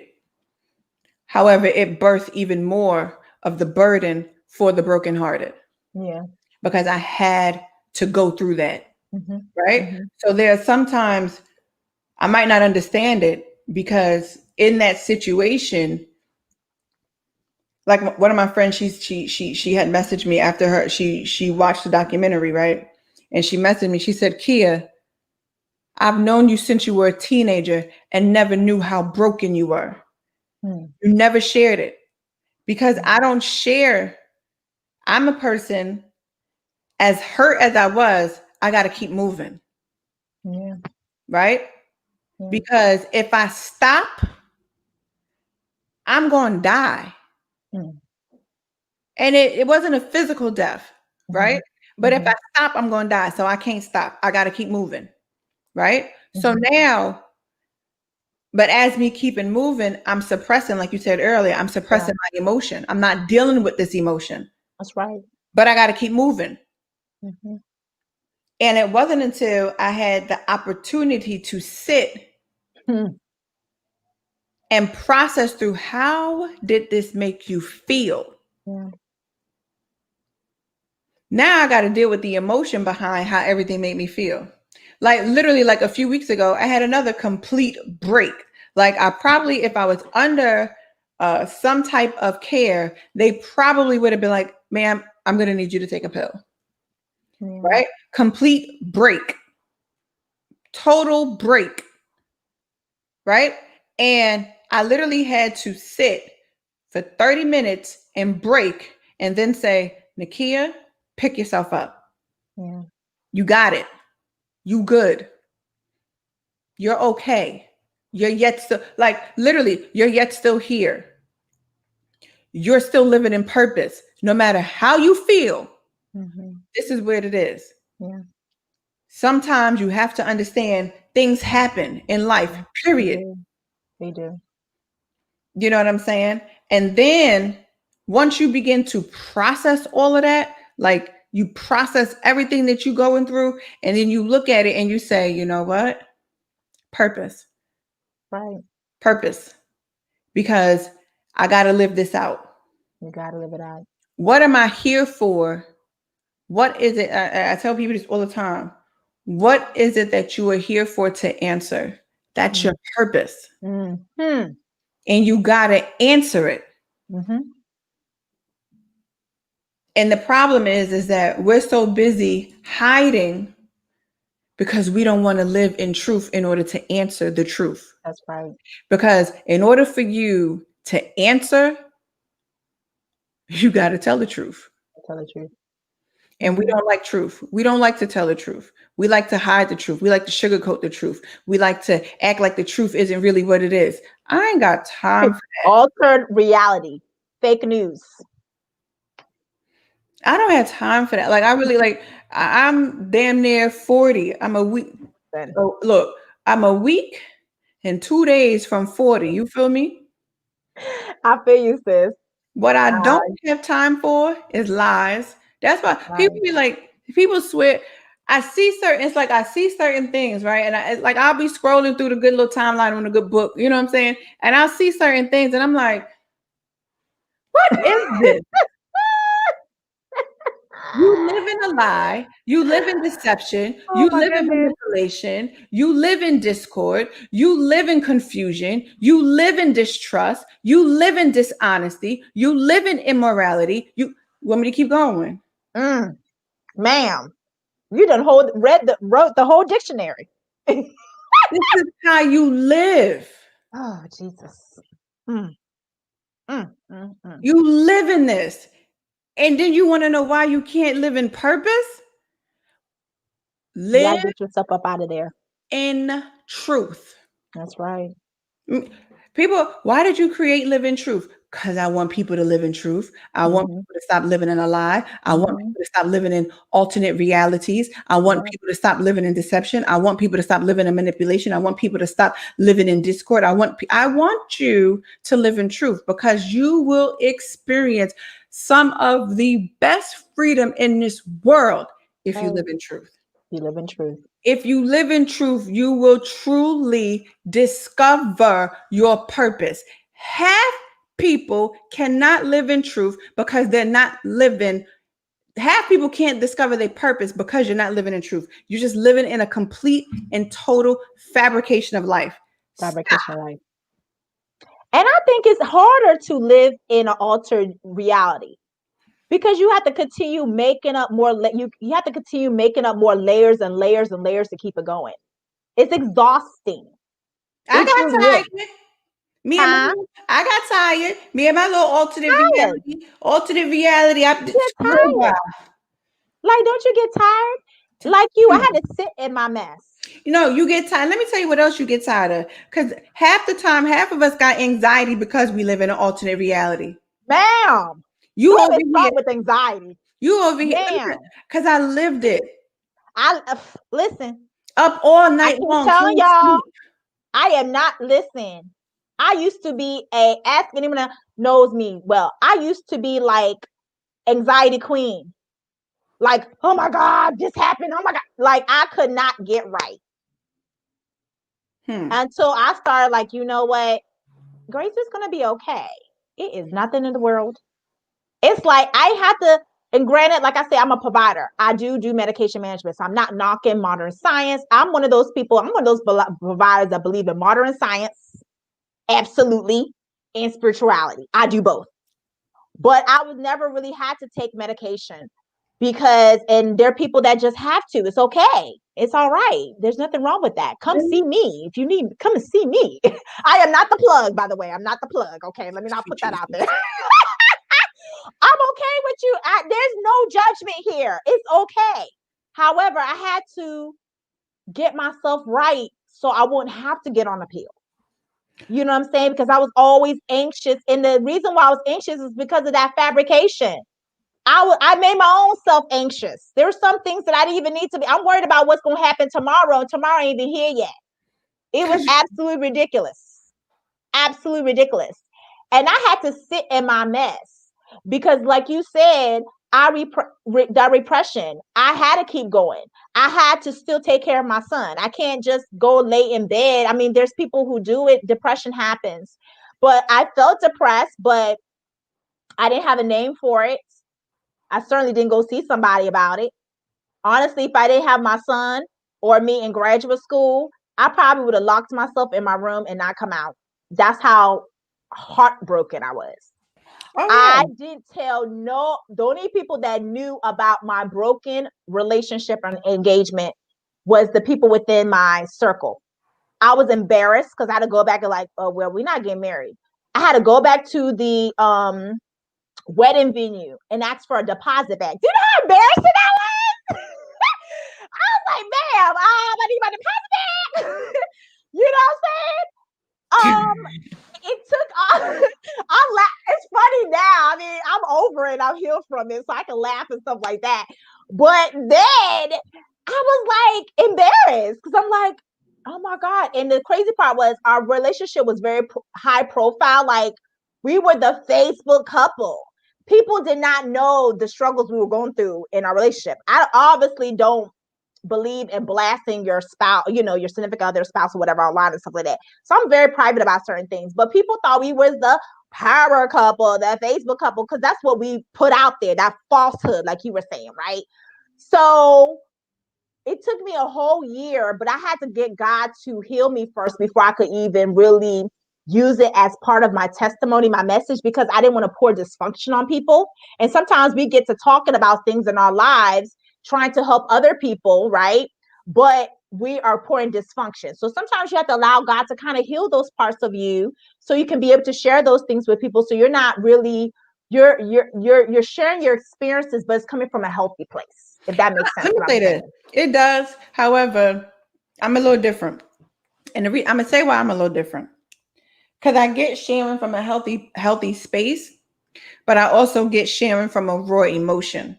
Yeah, that part too. And I think that oftentimes we attempt to muzzle people because they did it to me. Well, you need to stop because he's still a man of God. And I was like, I don't give a damn what you want to call him. I ain't calling him that. And I guess what? And I still don't. This was in the church? Yeah. So, you know, a lot of the time, so I say share from wherever you at. And as you go through your stage, your words will begin to change a little bit. They ain't going to change that much because from your raw emotion is the truth. Is experience. The experience you felt. And that's the thing that we don't understand. You cannot keep telling people how to express the truth. If it's truth, it's truth. I don't give a damn if he was the Pope. If it's the truth, it's the truth. No. Speak your truth. When I say sharing from a healthy space, I do not mean don't speak your truth. You need to tell the whole truth and nothing but the truth. So you know what I'm saying? God, tell the truth. You have to tell your experience because someone else that might be going through something similar or or know someone that's going through something similar like that, and they want to help, they need help, and they need to know, well, how can I do to help this person? What can I do to go, help myself? So it's important. So when I say from a healthy space, I mean for you to be in your place of mind where you feel at. But you still have to you still need to own up to what happened. So for me, I wasn't in the space of mind to share that with anybody. And I knew that.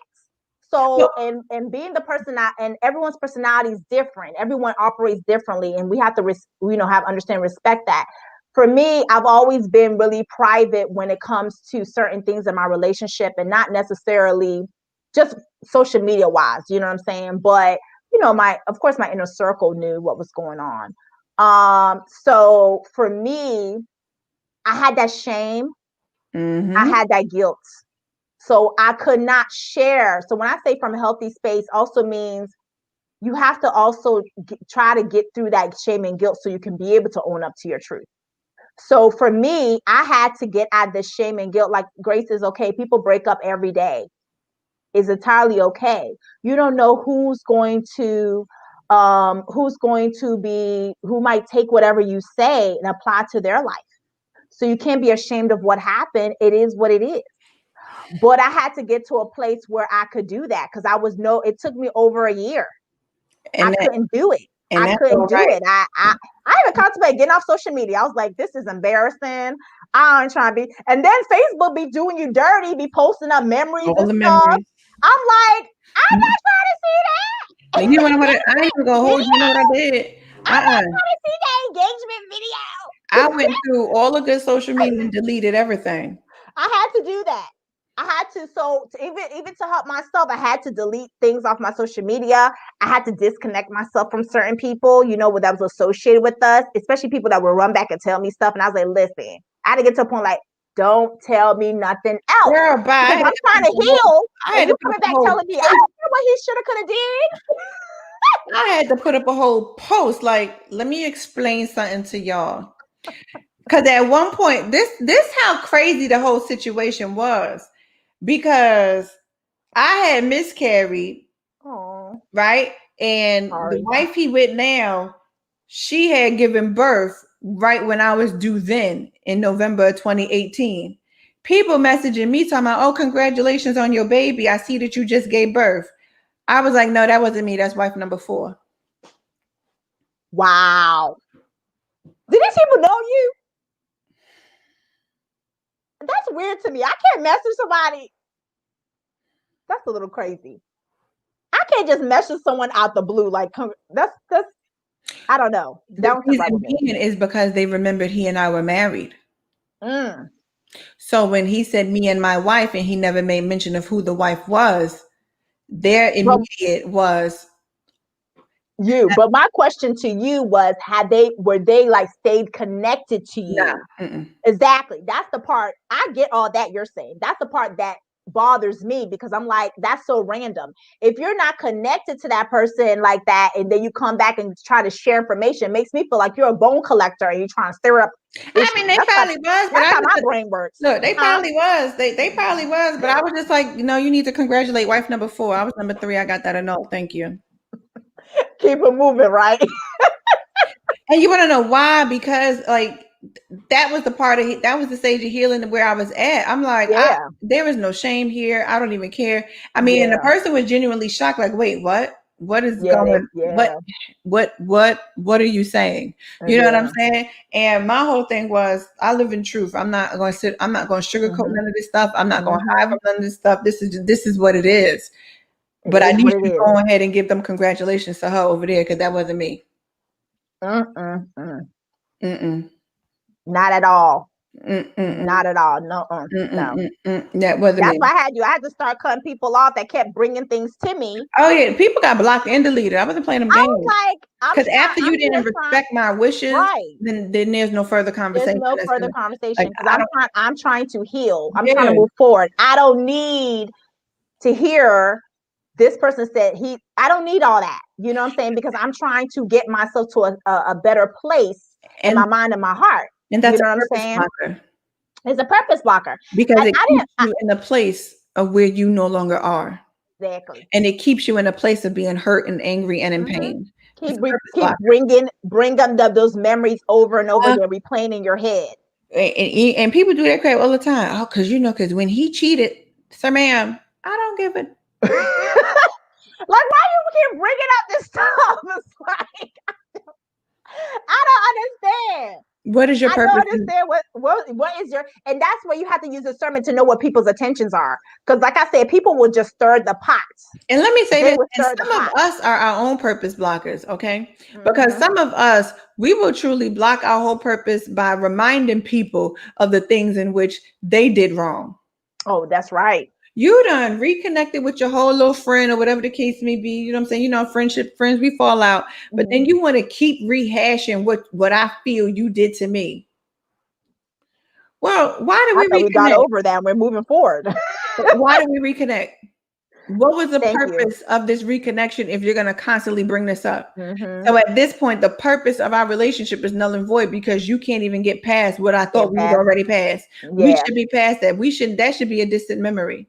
Exactly. You know what I'm saying? And that's the key. People have to fully understand you have a purpose for your life, and then you also have purpose attached to relationships, period. That's right. Once you breach something within a relationship and it literally alters the purpose of that relationship, because you can alter purposes of relationships based on what you do. That's right. And there are some things that we do that are irrevocable. Yeah. And we don't understand that. You know what I'm saying? When you irrevocably break someone's trust, you break their honesty, it's hard to get it back. Some things are not meant to get back because it's irrevocable. Yeah. Some things are expiration and you just got to let it go. And you got to let it go. And you got to deal with the reality of it. And if you're going to come back to it, then you're going to have to, if you're going to come back to it, then I'm not trying to be mean, but there's some things that come with that. But as you said, keep rehearsing over and over again. Love holds no records of wrong. So if you said that you forgave me and we're working towards moving forward, you continuously bringing it up over and over again shows me like you may not have. I don't think you truly forgave me. And sometimes it's deeper than it's deeper than just forgiveness, because sometimes we just do certain things. You know what I'm saying? Natural. We literally just do certain things within relationships where it's not about forgiveness. It's not about nothing. It's just we took our relationship somewhere else. So now I got to deal with where I took it. That's right. And whatever that path is for this relationship, right? And this goes on with family as well. This is not just about friendship. It's not about romantic. This goes on with family. Wherever I took the path of this relationship that changed the trajectory of this relationship, I got to deal with it. Right? And then I have to assess, okay, can we rebound, recoup, rediscover after this? If we can, good. Great. And you should. But if you can't, and if it's going to constantly be a battle blocker, it's going to constantly be a battle and a test of your will, a test of your ability. Are you done? If it's still in your peace, why are you in it? I don't get that part. Have you seen that? There's a show called Put a Ring on It. I recorded. I ain't watching it. Girl, what you just said fits that scenario with Tamika and her guy. I can't remember his name. Is it Tamika? I can't remember her name. But anyway, the trust that was violated, and she's trying to work through those things, and he's trying to help, and her bringing it up over and over again, which I understand why, but the same token, it ain't helping neither one of them. You know what I'm saying? So I sometimes get like, ooh, with them sometimes, because I'm like, if y'all gonna be together, you need to make a decision. You need to make a decision. Are you going to continue sitting in this thing, or are you going to do something differently so y'all can figure it out? Like, what are you going to do? And that's the part that we have an issue with. We have an issue with making a decision, sticking to it, and moving forward. I ain't got that issue. I make a decision and stick to it and move forward. Relationships are just expired. And this is not just romantic relationships, any type of No. relationship. I think we have to use discernment to know when a season is over. Sometimes we want to hold on to something so much, and there's so many signs there that shows this ain't it. That this relationship served this purpose in this season. We're in a totally different place now in life. So this relationship has no purpose for me right now. It has no purpose. So why am I going to continue holding on to something that literally has no sucking the purpose out of me and sucking the purpose out of you? It does not make sense to me. It's a two-way street. It does not make sense to me. If you're not going to drink expired milk, and I'm not, you go in your refrigerator, open the refrigerator, and you see milk that is got all this nasty looking cottage cheese. You mean to tell me you're going to drink that? You're going to throw it away because it's expired. We have to use the same wisdom when it comes to dealing with relationships. Some of them just expired. And the reason why you can't propel in your purpose is because you're too busy stuck in something that expired. I like that. Let me write that down. Reason why. Let me write that down. You can't move in your purpose because you're too busy being stuck in what has expired. And that's the problem. It all boils down to using wisdom. Bro, that's a whole part. You know what? Girl, you know, sometimes I be bringing up good word. Where is this offer van? Pass it. They do call me a minister, but I'm still I took that back to the Lord because I don't know about that part yet. I've had 2 people call that over me. I said, let me go talk to God about that because I'm a little unorthodox. Look, I don't know if I can be behind the pulpit. And I ain't trying to be behind nobody's pulpit. Unless I'm a first lady or something. I ain't trying to be that neither. I'll be in the pews. But behind the pulpit, I don't know. I don't know if I'm ready for all that. I already lived that life. I'm over it. But you're busy stuck in something that's expired. That's just what it boils down to. That thing served its purpose. You got to learn how to let things go. I let it go. Quick. So you can be able to walk into everything that God's called you to do. You know, I use this analogy a lot of time. A lot of people use this. Kind of like when you go to the airline. We haven't traveled in so long. I don't even know what an airport look like anymore. Lord Jesus, help me. I need to get. I love to travel. I need to get back on the plane. BWI ain't changed. It's still ghetto. Go ahead. Nothing changed.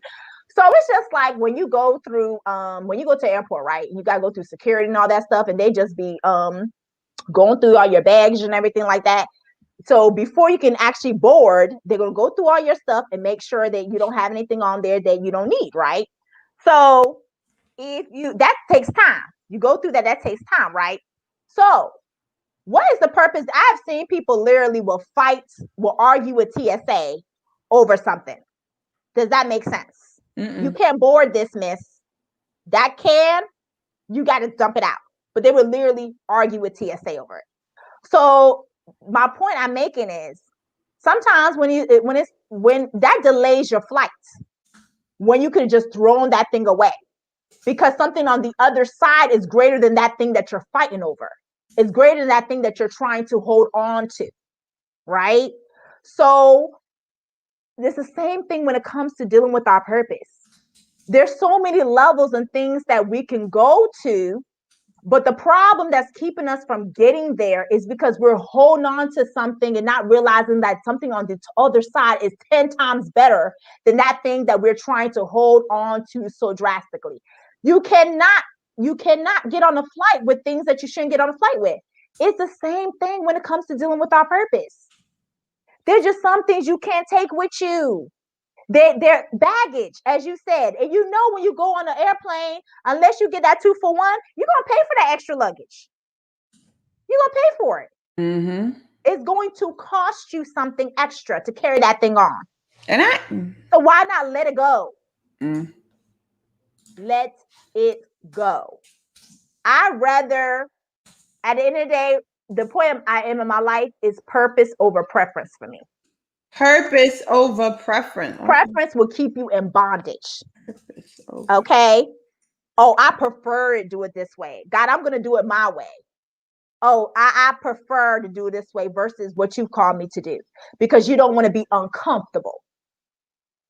That's what it boils down to. You're too comfortable. So you want to do it your way. And after everything I've kind of been learning over my journey the last 2 years, and God's been working with me and, humbling me and cleaning the things in my heart and me getting to a better headspace, I can't afford to not be in my purpose. I can't afford, I have my child and God's willing, more kids in the future. I have a stake in this, a huge stake, not just the people who are assigned to my life, but I have my family. So if I'm operating out of God's will for my life, no matter what that looks like, it changes the trajectory, as you said, for my family. And I can't afford that. Ain't no man, ain't no business, ain't no ministry, ain't nothing in this world is worth me going outside of God's will for my life. What profits a man to gain the world but lose his soul? I refuse to lose my soul over things that's not God's will for me. So I have to be in his presence so I can be able to hear from him, to be able to have the wisdom to know who do I need to attach myself, who should I allow in my circle, what purpose blockers do I need to look out for, what distractions do I need to look out for, what relationships do I need to let go, what friendships do I need to let go, what friendship do I need to build. It's not just about letting things go. Also, who do I need to attach myself to foster? Who do I need in my community? You know what I'm saying? Those are the things that requires wisdom and discernment. And you have to know who you are, whose you are, period.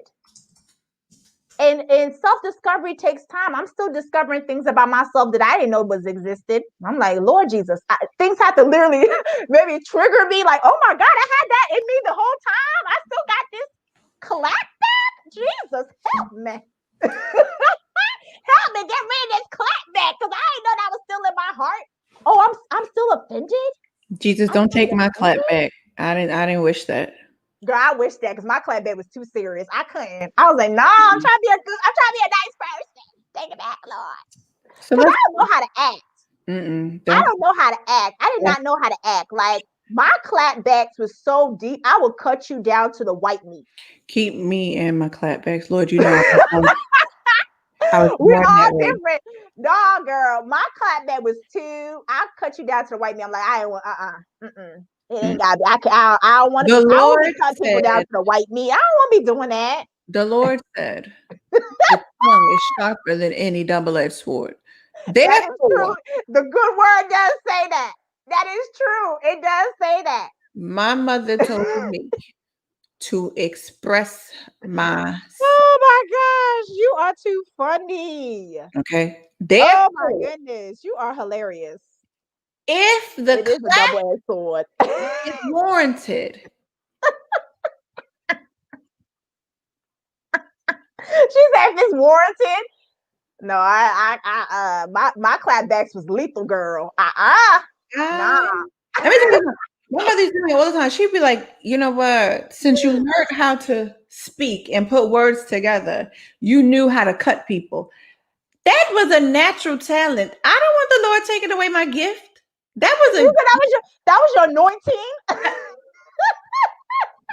Rory said, and I believe her. She is my mother. She said it. Okay. The Lord gave me a good gift. Let me tell you something. And I wrote that when I was at the Good Baptist Church, and the bishop said we needed to write basically why we feel that we was called into ministry. And I was like, oh, because the Lord gave me a sharp tongue, and I figured maybe I could start using this now to really build people up and not tear people apart the way.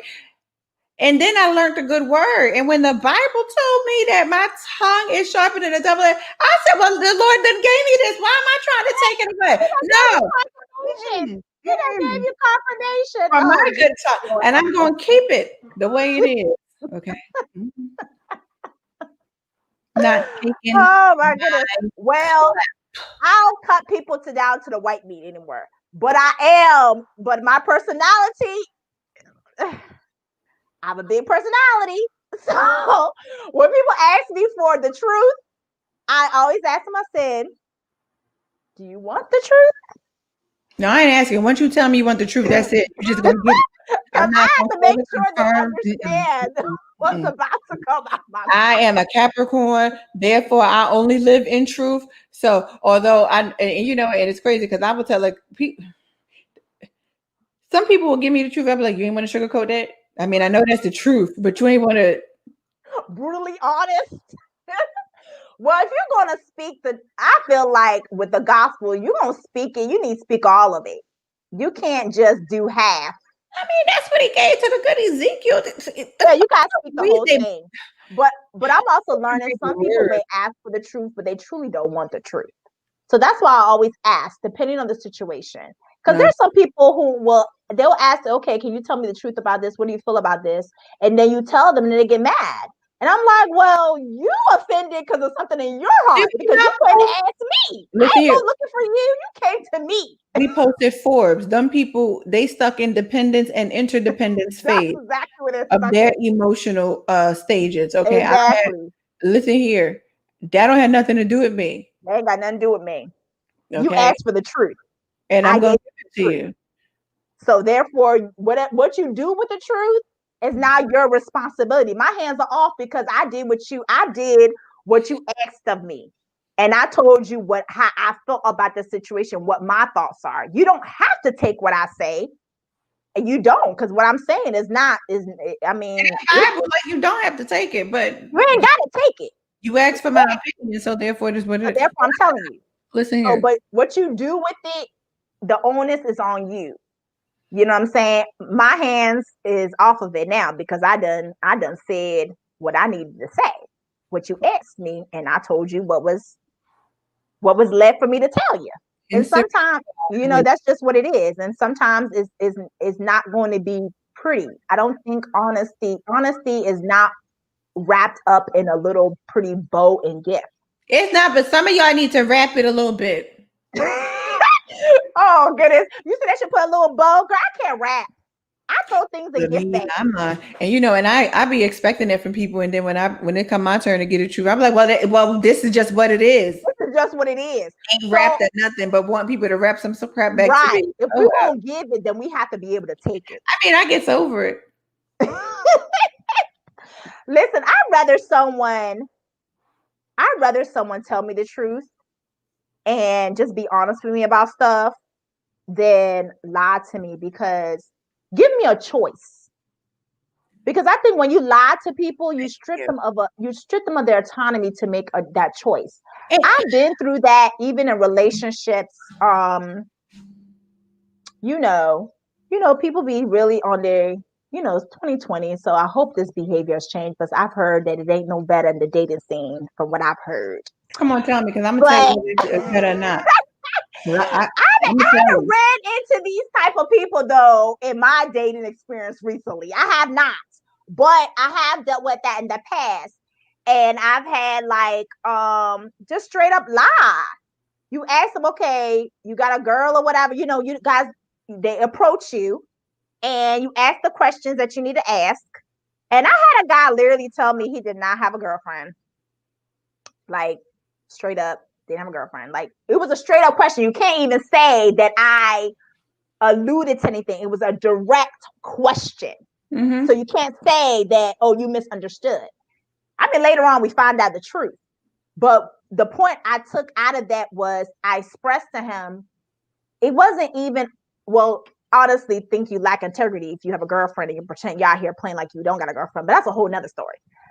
The part that I took from that was, and I shared with him, I said, it wasn't even about the fact that you had a girlfriend. That does play a part of it, but it's also the part of you lying. You took the choice from me. Obviously, I still wouldn't have dated you, but that's not the point. The point of the matter is you took the choice from me. So by you telling me that and had me thinking something totally different, and that's not what it was, I could have made a different decision had I known the truth. You can't come back and tell me, oh, well, I knew you wouldn't have went out with me if I told you the truth. Sir, that's not your choice. Let me say this. That wasn't your choice. That was not your decision to make. That's selfish. So when we don't tell people the 100% truth of what we should, and I understand it's hard to be honest, especially with someone that you care about, because you feel like people always say, well, I don't want to hurt that person. You are hurting that person. you are definitely hurting that person, because when they find out that you wasn't your true self, or they find out that you did, to me, a half a truth is still a lie. I don't care what anybody say. Omitting things, omission is still a lie. Just to put that out there in case nobody knew that. So when you do that, you hurt that person still in the long run. It's better that you be honest with them and let them be able to make a decision for themselves. Whatever decision that they make for themselves and then hit them back in the face, that's okay, because that's a decision they made because you told them the truth. Your hands are off of it because you was honest with it. But when you're doing all this manipulation online and trying to do all this foolishness, you take a decision from somebody, and then you wonder, and and then you start questioning, like, why they upset with you? Like, bruh, sis, did you just see what you just did? No, because in their mind they didn't do anything. No, real talk. Okay. It's totally off topic, and oh well, since she brought it up, I'm going to address it. Oh Lord, what did I do? Am I in trouble? No. Okay. It's just what it is. It's real. People have an issue with telling the truth. People do not understand that there is a such thing as lie by omission. People do not understand that you are still a liar if you tell a half truth. People do not understand that you are a liar if you tell the whole lie, right? You are a liar. You are a deceiver. You are a manipulator. And just because you might have shared a little piece of something, but you didn't share the whole of something, you are still operating in a level of control and manipulation, because you will not release the fullness of the truth, because you know that if you do, you might not receive what you want. That's right. Right? That's selfish. Period. And I don't care if it's a man or a woman that does it. Yep. It's selfish across the board, because at the end of the day, what you're doing is, as real as some of us like to say that we're not as real as we think we are, because like you said, you're removing my option of choice. Yeah. Right? I have the option. You need to give me the option. You need to allow me to have the option to think about what I want. Yeah, exactly. Period. You know what I'm saying? And I think that a lot of us in relationships, we absolve people of their option and we take it away from them. And then when they start looking at us like we crazy, I told you this part. You didn't tell the whole truth. You didn't tell the whole truth. You didn't tell the whole truth. And that's why I be trying to tell people, at the end of the day, one of the best ways that you can be with me is truthful. Yeah. Let me say this. If we just dating, we ain't courting, we dating, right? You have full range to date multiple people. But I feel you should tell me that that's what you're doing. You should be honest about that. Be honest about your intent. Like, yo, I'm seeing so and so, right?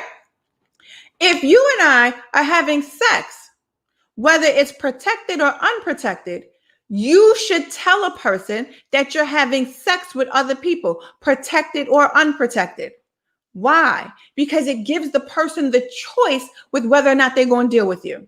That's right. Just like you said, dude didn't tell you that he was in a relationship. If you in a relationship and you consider somebody your man or your woman, and or if you are married and you consider that person your husband or your wife, you want to step out, give the other person the option to choose that for their life. Stop taking away people's choices. And let me say this, because what we fail to understand is that you're altering someone else's destiny by the lie and the deception that you have them living in present time. Stop that. I have a pet peeve about that, because I don't like to use the word hate.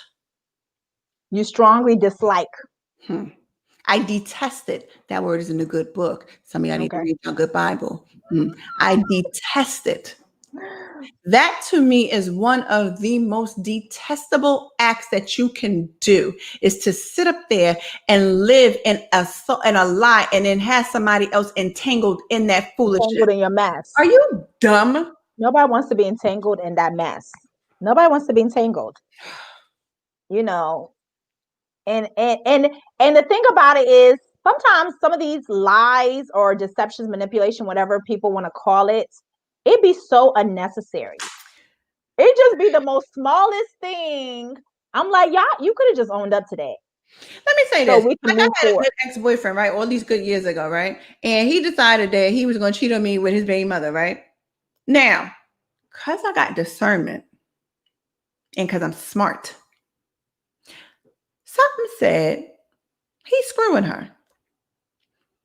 Mind you be, I wasn't into the church world. I didn't know what I was feeling. I just knew in my mind, I had intuition, right? I had a feeling. I didn't know what the heck discernment was. People kept telling me I had strong discernment. I was like, I don't know what that means. I'm going to have to Google that. I don't get it.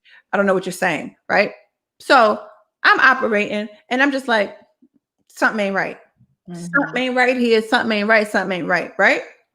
Come to find out I was right. Why? Because she admitted it to me. Do you notice this here Negro was still lying?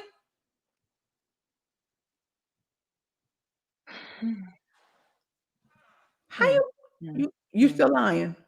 You still not telling the truth. Although she just admitted this was the date, this was the time, this was when, because you was here and you was over there, you was with his mother and he came over here and so and so. She ran the whole scenario down. Do you hear me? And I'm sitting here looking at him like, so you gonna lie? So she just admitted it. Well, she's lying. No, she's not. You're lying. Shut up, stupid. That's ridiculous. And that's what people do. They don't understand that just tell the truth. Like Tell the truth. when he got locked up and I decided to move on with somebody else, I went down to that good jail. Hello. Driving in my good car, listening to Tamia song Me. Okay, I know you don't. Never mind. Okay. Don't do that. I do know Tamika. I saw your face. I was like, she about to go there. I am not gonna live this Usher thing down. You are Oh not. my The Jesus. fact Touching my that you don't. imaginary pearls. Yeah, because the fact that you're in no climax, that really just hurt my whole good feelings. You know, he said we're going nowhere fast. We have reached a climax, and you over here. I remember when he was singing in the rain, ma'am. What? I'm not, listen, okay, we talk about moving forward, right? We're gonna talk about the past. No, That was like an that was hour or two ago, okay, right. ma'am. Right. An I'm hour or gonna two move ago, on. okay. Okay. Going back to my story. Listening to me, it's on me. You know what I'm saying? Like, yeah, because I choose me. So and I went down to that good jail and was like, I choose me. But there you go. See, more power to you because I had that revelation back then. I didn't ever. I'm gonna be. Even in this good book that you done are, Jesus, you and God, y'all tag teamed against me in this good book. Y'all tag teamed. He gave it to me last year though. So when you confirmed it, I already knew God had already showed me. But y'all tag team me against this. But anyway, that's going to be part of the stuff I'm going to share. So I can remind you. So that's a part of the stuff I'm going to share about my growth and me still growing in that area. I wasn't always when it came to dealing with men, I didn't care about their feelings. You know what I'm saying? I didn't really care about, I did what I wanted to do. Relationship or no relationship. So I can identify with that. That's why, my last relationship was actually the first relationship that I had where I really felt like he understood me, knew me, and I could be myself. And that's important. We can build together. Everybody before then, I feel like every relationship has a purpose in your life. So they all taught me something, but I've never really took a man seriously. Yes, I was in previous relationships before him, but I wasn't like, I was with them, but wasn't really in it like that. You know what I'm saying? Even if I had history, even if I was with them for a very long time, but I didn't do my part well. I didn't know how to really communicate. That's something I'm still learning.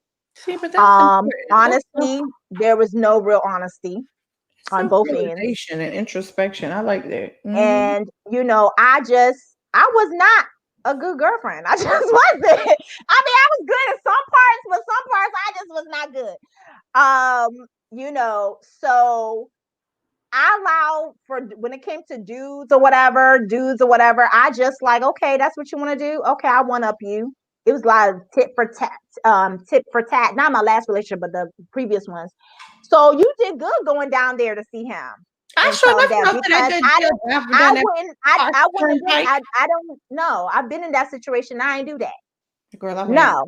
Mm-mm. Like, I choose you want me to be in this? No. and I So, love but you more than you would ever know. what'd you say?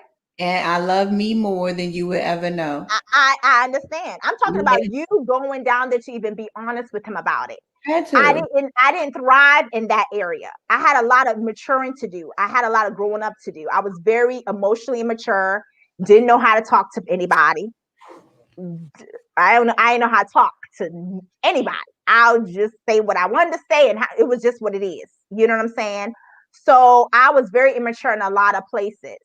And I probably would not have dated me back Right. then. I know for a fact. Oh no, I would have dated me. That's the way I was moving. So I had to grow from those things. So I lived in dysfunction. I thought that's how relationships were. Like, y'all argue all the time, it is what it is. This is what y'all do. Y'all go, you know what I'm saying? I thought that's what I did not understand what a healthy, true relationship looked like. Mm-hmm. So I did things that was very immature, oh, that's how, you're not speaking to me. Well, two can play that game. I ain't speaking to you. I ain't texting you. I did a lot of The petty. petty things. Mm-hmm. I wouldn't even say, like, not really I would even go as far as say maybe emotional manipulation. Mm-hmm. You know what I'm saying? I'll be honest. You know what I mean? Like, oh, well, I'm gonna cut you down to the white meat. Oh, that's how you're gonna respond? Well, let me respond this way. So I never really, that's how I operated, because I was immature and I had a lot of healing to do. You know what I'm saying?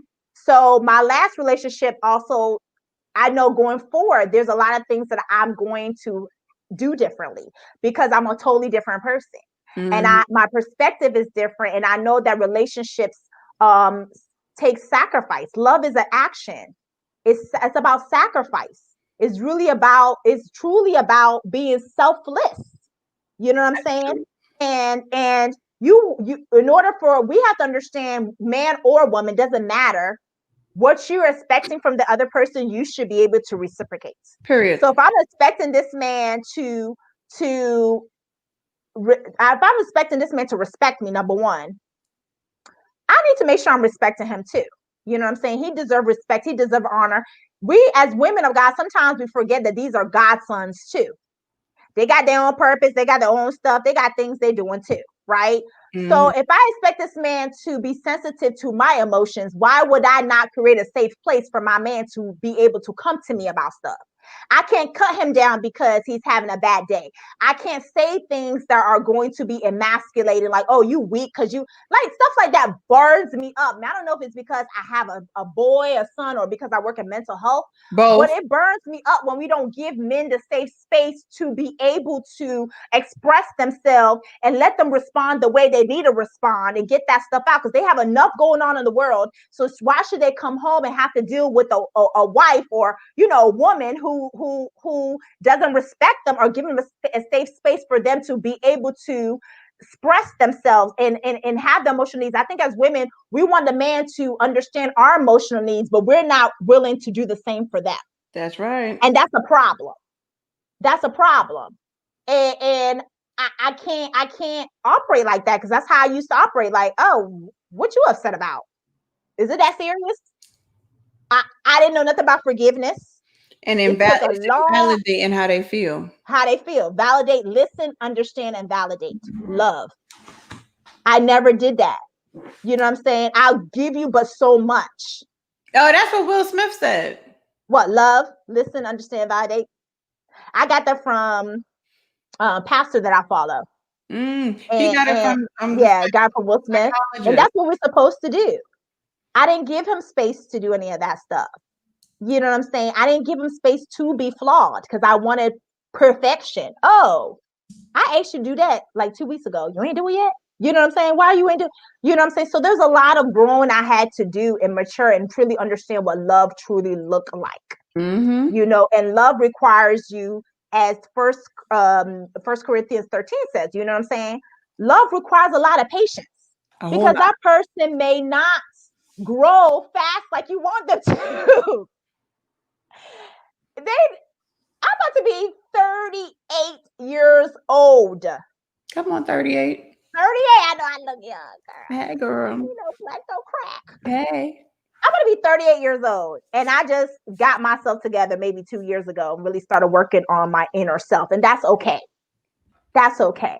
But my point I'm making is not everybody is going to mature, or it takes time than what you expect them to. So we have to learn to give people grace. I'm not saying put up with anything. That's not what I'm saying. Sometimes some situations are just dead.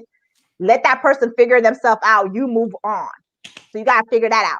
But what I'm saying, let you figure you out. Let you figure you out, because you may be the problem. Hello. You may be part of the problem. We need to take accountability. We have really got to take accountability. I always stress to the women, because at the end of the day, I'm a woman, so I'm going to always speak to the women. I believe women should speak to women and men should speak to men, as you have said before. I kind of believe in that. I do think we do have something we can help each other in. Like, I can probably say something that may resonate with a man, but I can't tell a man how to be a man. A man can't tell me how to be a woman. It's just, you just can't. So I think that as women, we have to start taking accountability for ourselves. And we talk about this sisterhood, but we don't hold each other accountable as much.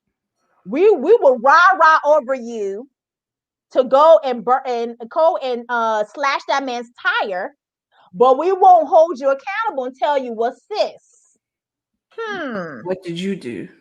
What did you do? Where do you play in this debacle? And it be not that I'm saying he right or wrong. I'm not saying that. But I am not about to run with you to go slash nobody's tires. I got too much. Absolutely not. You will not catch me. I won't be in no one's good jail. I got too much to live for. I got too much. No, we are not 16, 18, 20 years old anymore. We're not. We can't be doing that. Let's say this, right? I want you to speak about the Woman Arise Academy that is going to be starting next year. Okay. Because I think that it's imperative, right? Mm-hmm. This is for the ladies. This is for the ladies. Sorry, y'all. Y'all know I got songs in my head. I think I know that song. You do. Is it Destiny Child? Edit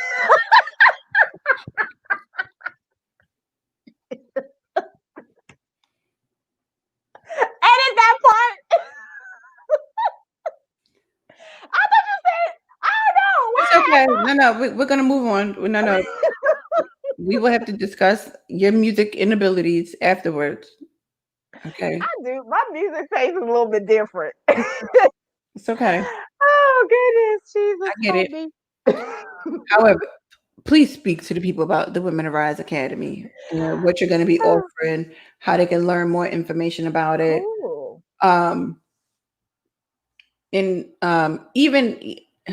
Even for the services in which you offer life coaching, psycho type therapy, all that stuff. Tell the people how to connect with me, what I do. Okay. Mm-hmm. Awesome. Well, as far as psychiatry, that's totally separate. Let me just put it out there. It doesn't matter if you're feeling suicidal or not. If you're feeling depressed, anxious, or anything like that, I always tell people, especially if you're feeling suicidal, I put it out there, always go to either emergency room or a crisis center. It's important that you do that. Take it seriously. You can always, if you need a therapist, there's a website called Psychology Today. It's a wonderful website. You just go on there. You can actually filter out for therapists based on whatever you got going on. So it gives you a lot of autonomy to do that. There's also betterhelp.com. I'm not too familiar with that one, but I do give that as a reference because it's more like online based. So you can get a counselor through there as well. But I do mostly medication management, but I do psychiatric evaluations.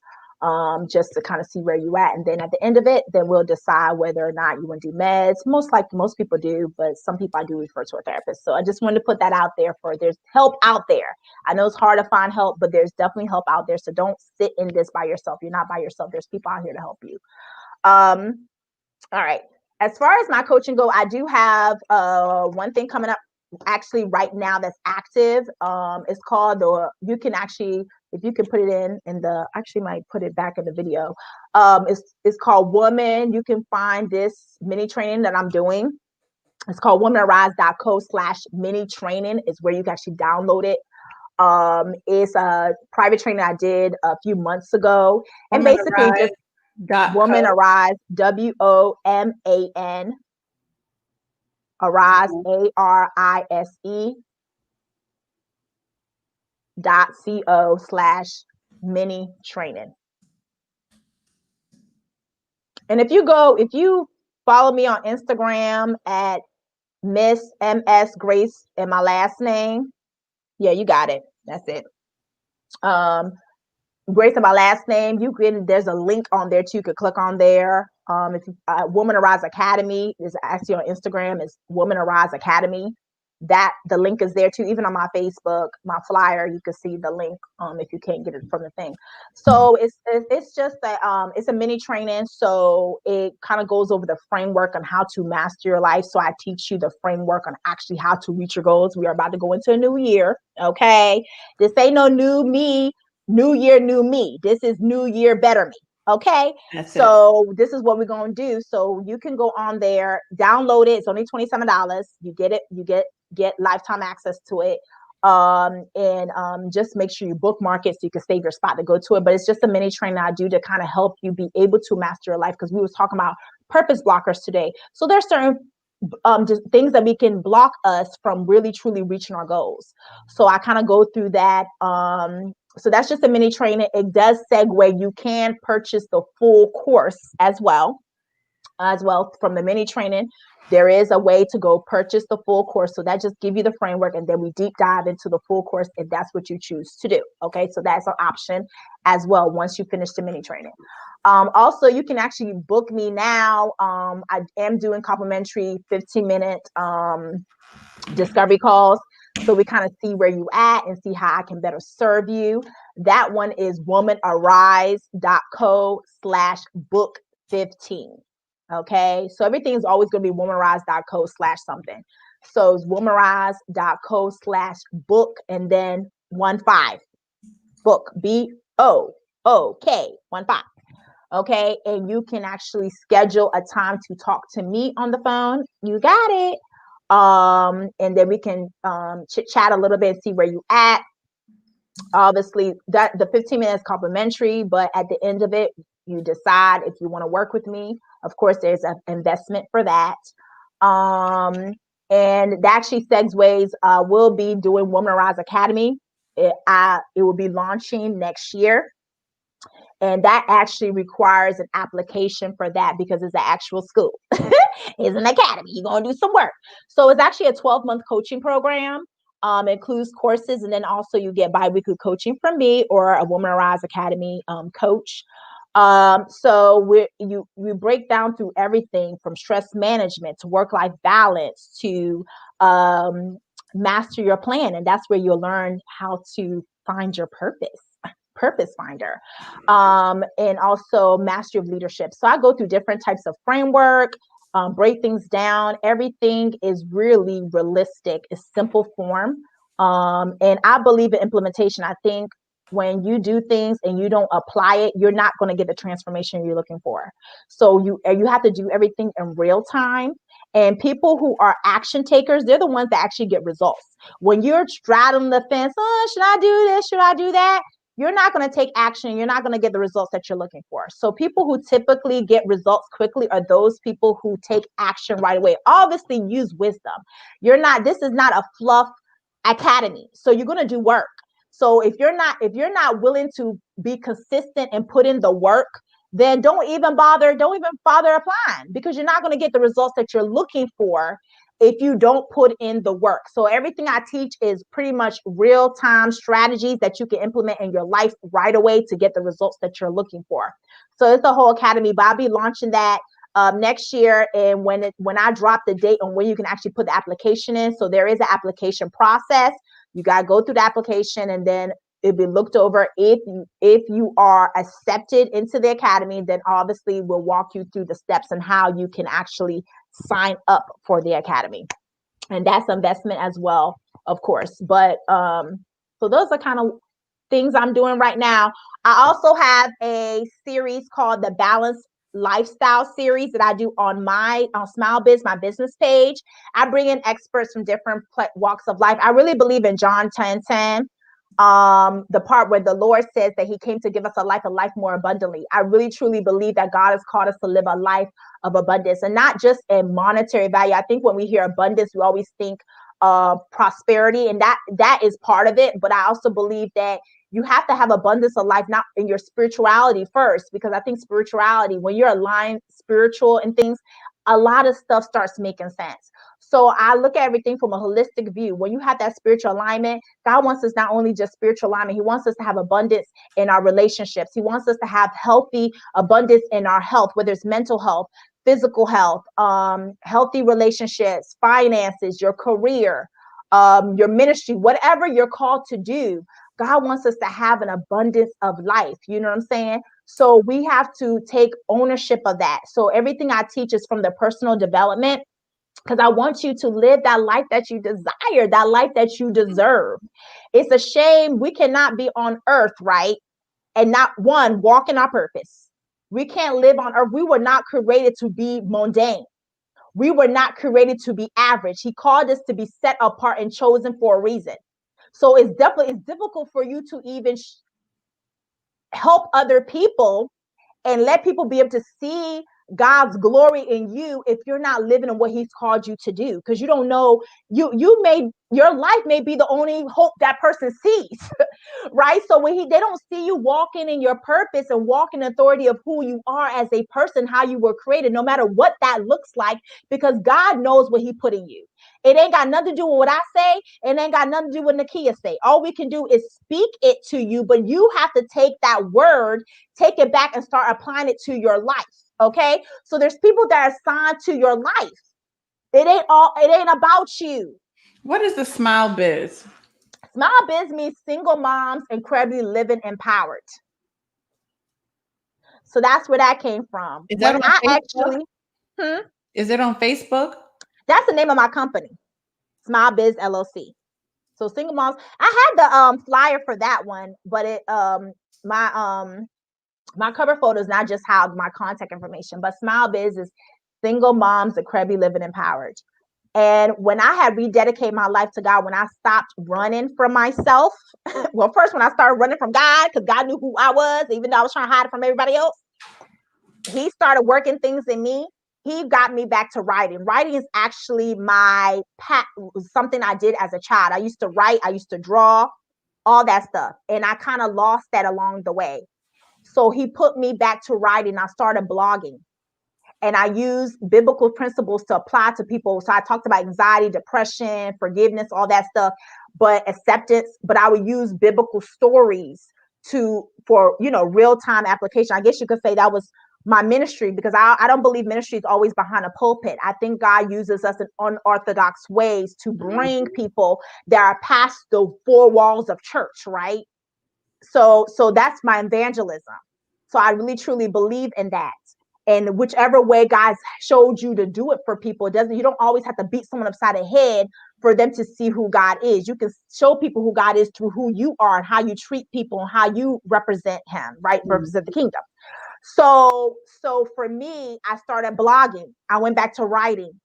So I asked the Lord last year, like, God, well, do you want me to keep blogging? What do you want me to do with this? He brought me into podcasting because I did videos before.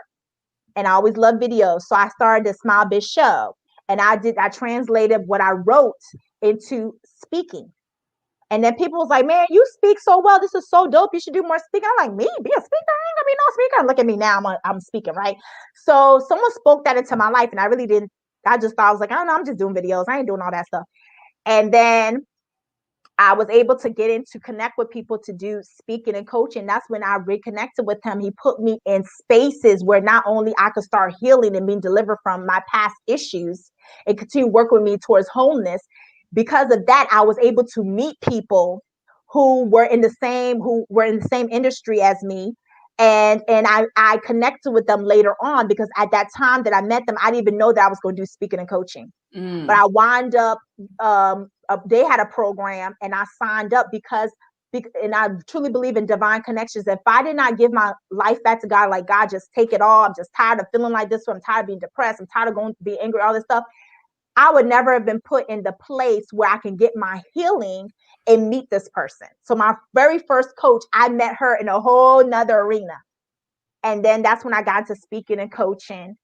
And then ever since then, he's just been aligning people in my life that can help me propel my purpose. So my business was never meant to be a business. I never thought about starting a business. Absolutely not. I'm like, when God told me I was going to start a business, I'm like, from where and from what and how?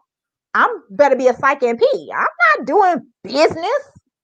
So I started writing, and I still write to today. And as Nikki and the Lord tag me, now he wants me to write another book. I also have a book too right now. It's called Be Whole Devotional. You can find it on Amazon. So it goes to the 14 stages of healing. So it walks you through the different stages of healing, depression, anxiety, anger, fear, all that stuff.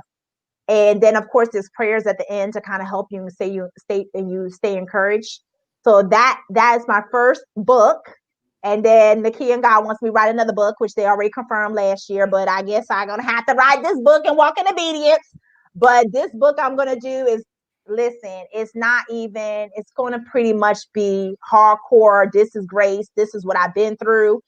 Whether people like it or not, I'm not making any apologies about it. And it is what it is. It is what it is. So they're going to have some things in there that may make you clutch your pearls. But I think it's important that people truly see the whole truth and nothing but the truth. Because I truly believe our truth can be someone's deliverance. So it's going to stretch me, but I'm up to the task. So we'll see where it goes. Yes. So listen, I tried to write everything down so people know exactly how to get in contact with you. And so that they will definitely be able to follow you and follow all of your movements, follow where you're going, because that's imperative, because you're going. Going, girl. Okay. Y'all better jump on. You better jump on now. I will. I believe that it's important for us to jump on when people are at their beginning phase. You know what I'm saying? Because it's important to understand groundwork. You know what I'm saying? And a lot of the times, we want to jump in up here. That's right. And we don't want to jump in when we're right here, when we're in the building phase, because a lot of us don't understand building. And sometimes you actually gain more from the building phase than you do from when it's already put together. That's right. And a lot of time, and I find that even in business that we don't have the patience for the startup. You know what I'm saying? We just want the nicely fine-tuned package, and we don't want to have time, take the time and take the patience to deal with startup. That's right. And a lot of times when you do that also blocks purpose. You know what I'm saying? That's one of the things that I love, the fact that I was graced with the ability to be flexible. Yeah. And a lot of us are so inflexible. And there are some areas in which I'm not flexible with, because some things I just don't like. But that's your core values. Yeah. Your core values is hard to be flexible with those. I don't bend with that. Yeah. But in life, I've learned, especially like traveling through the corporate world and also the extra stuff, you learn how to be flexible. You learn how to become. You know what I'm saying? And a lot of us don't understand, and a lot of us don't understand becoming. You know what I'm saying? Every day you should become. Sure. You know what I'm saying? And we don't understand that level of becoming, so we become stuck. Mm-hmm. because we've now closed off our ability to be flexible. You know Mm-hmm. what I'm saying? We've closed off our ability to learn more. We've That's right. closed off our ability to do more. One of the things I learned years ago. This is why I love how I've moved along in my professional career, for the simple fact that it taught me so much, especially going through the interview process. One of the things years ago, I was going on an interview. This had to be like 2004, 2005. And they asked me a question. They said, "What is your learning agility?" And I was Mm, like, "What?" that's a good question. Right.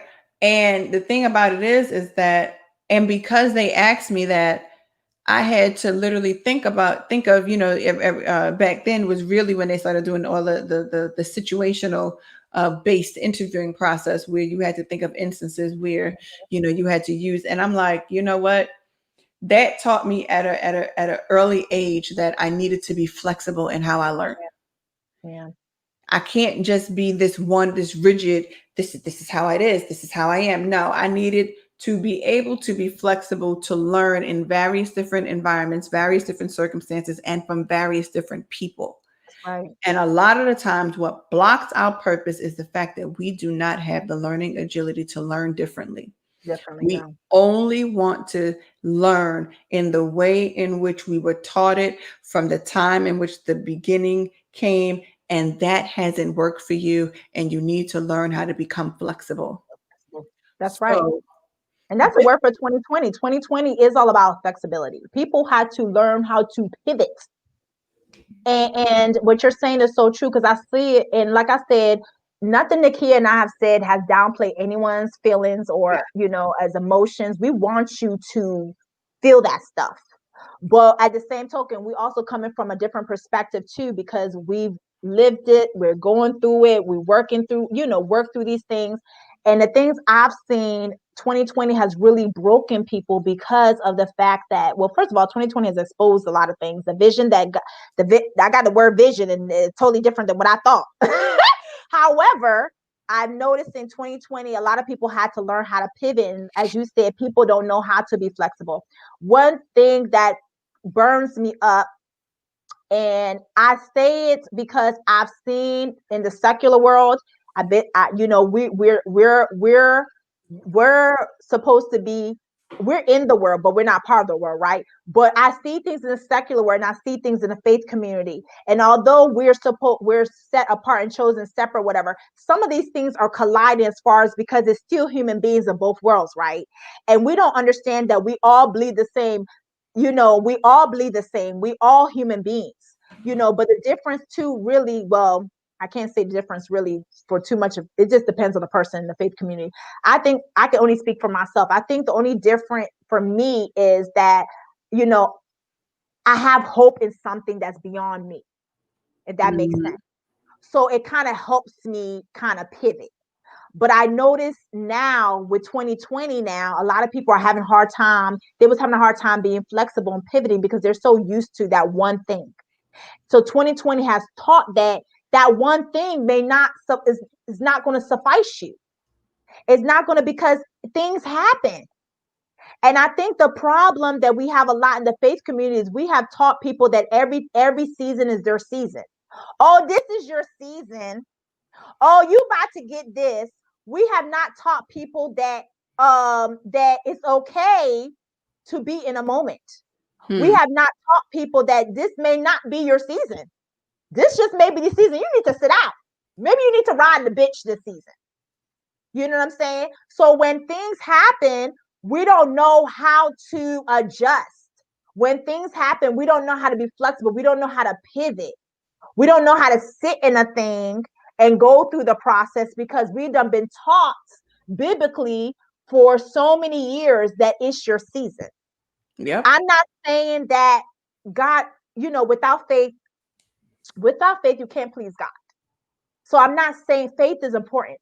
And we should always look beyond what we're doing. We should always put our faith in God. We should always, the things that you want, keep hoping that and stay encouraged. But the same token, I think we also have to learn how to be crushed. I think we have to learn how we're going to go through we're going to go through things, and we will be able to make it, but we don't want to sit in that thing. That's what people give up so easily on their dreams.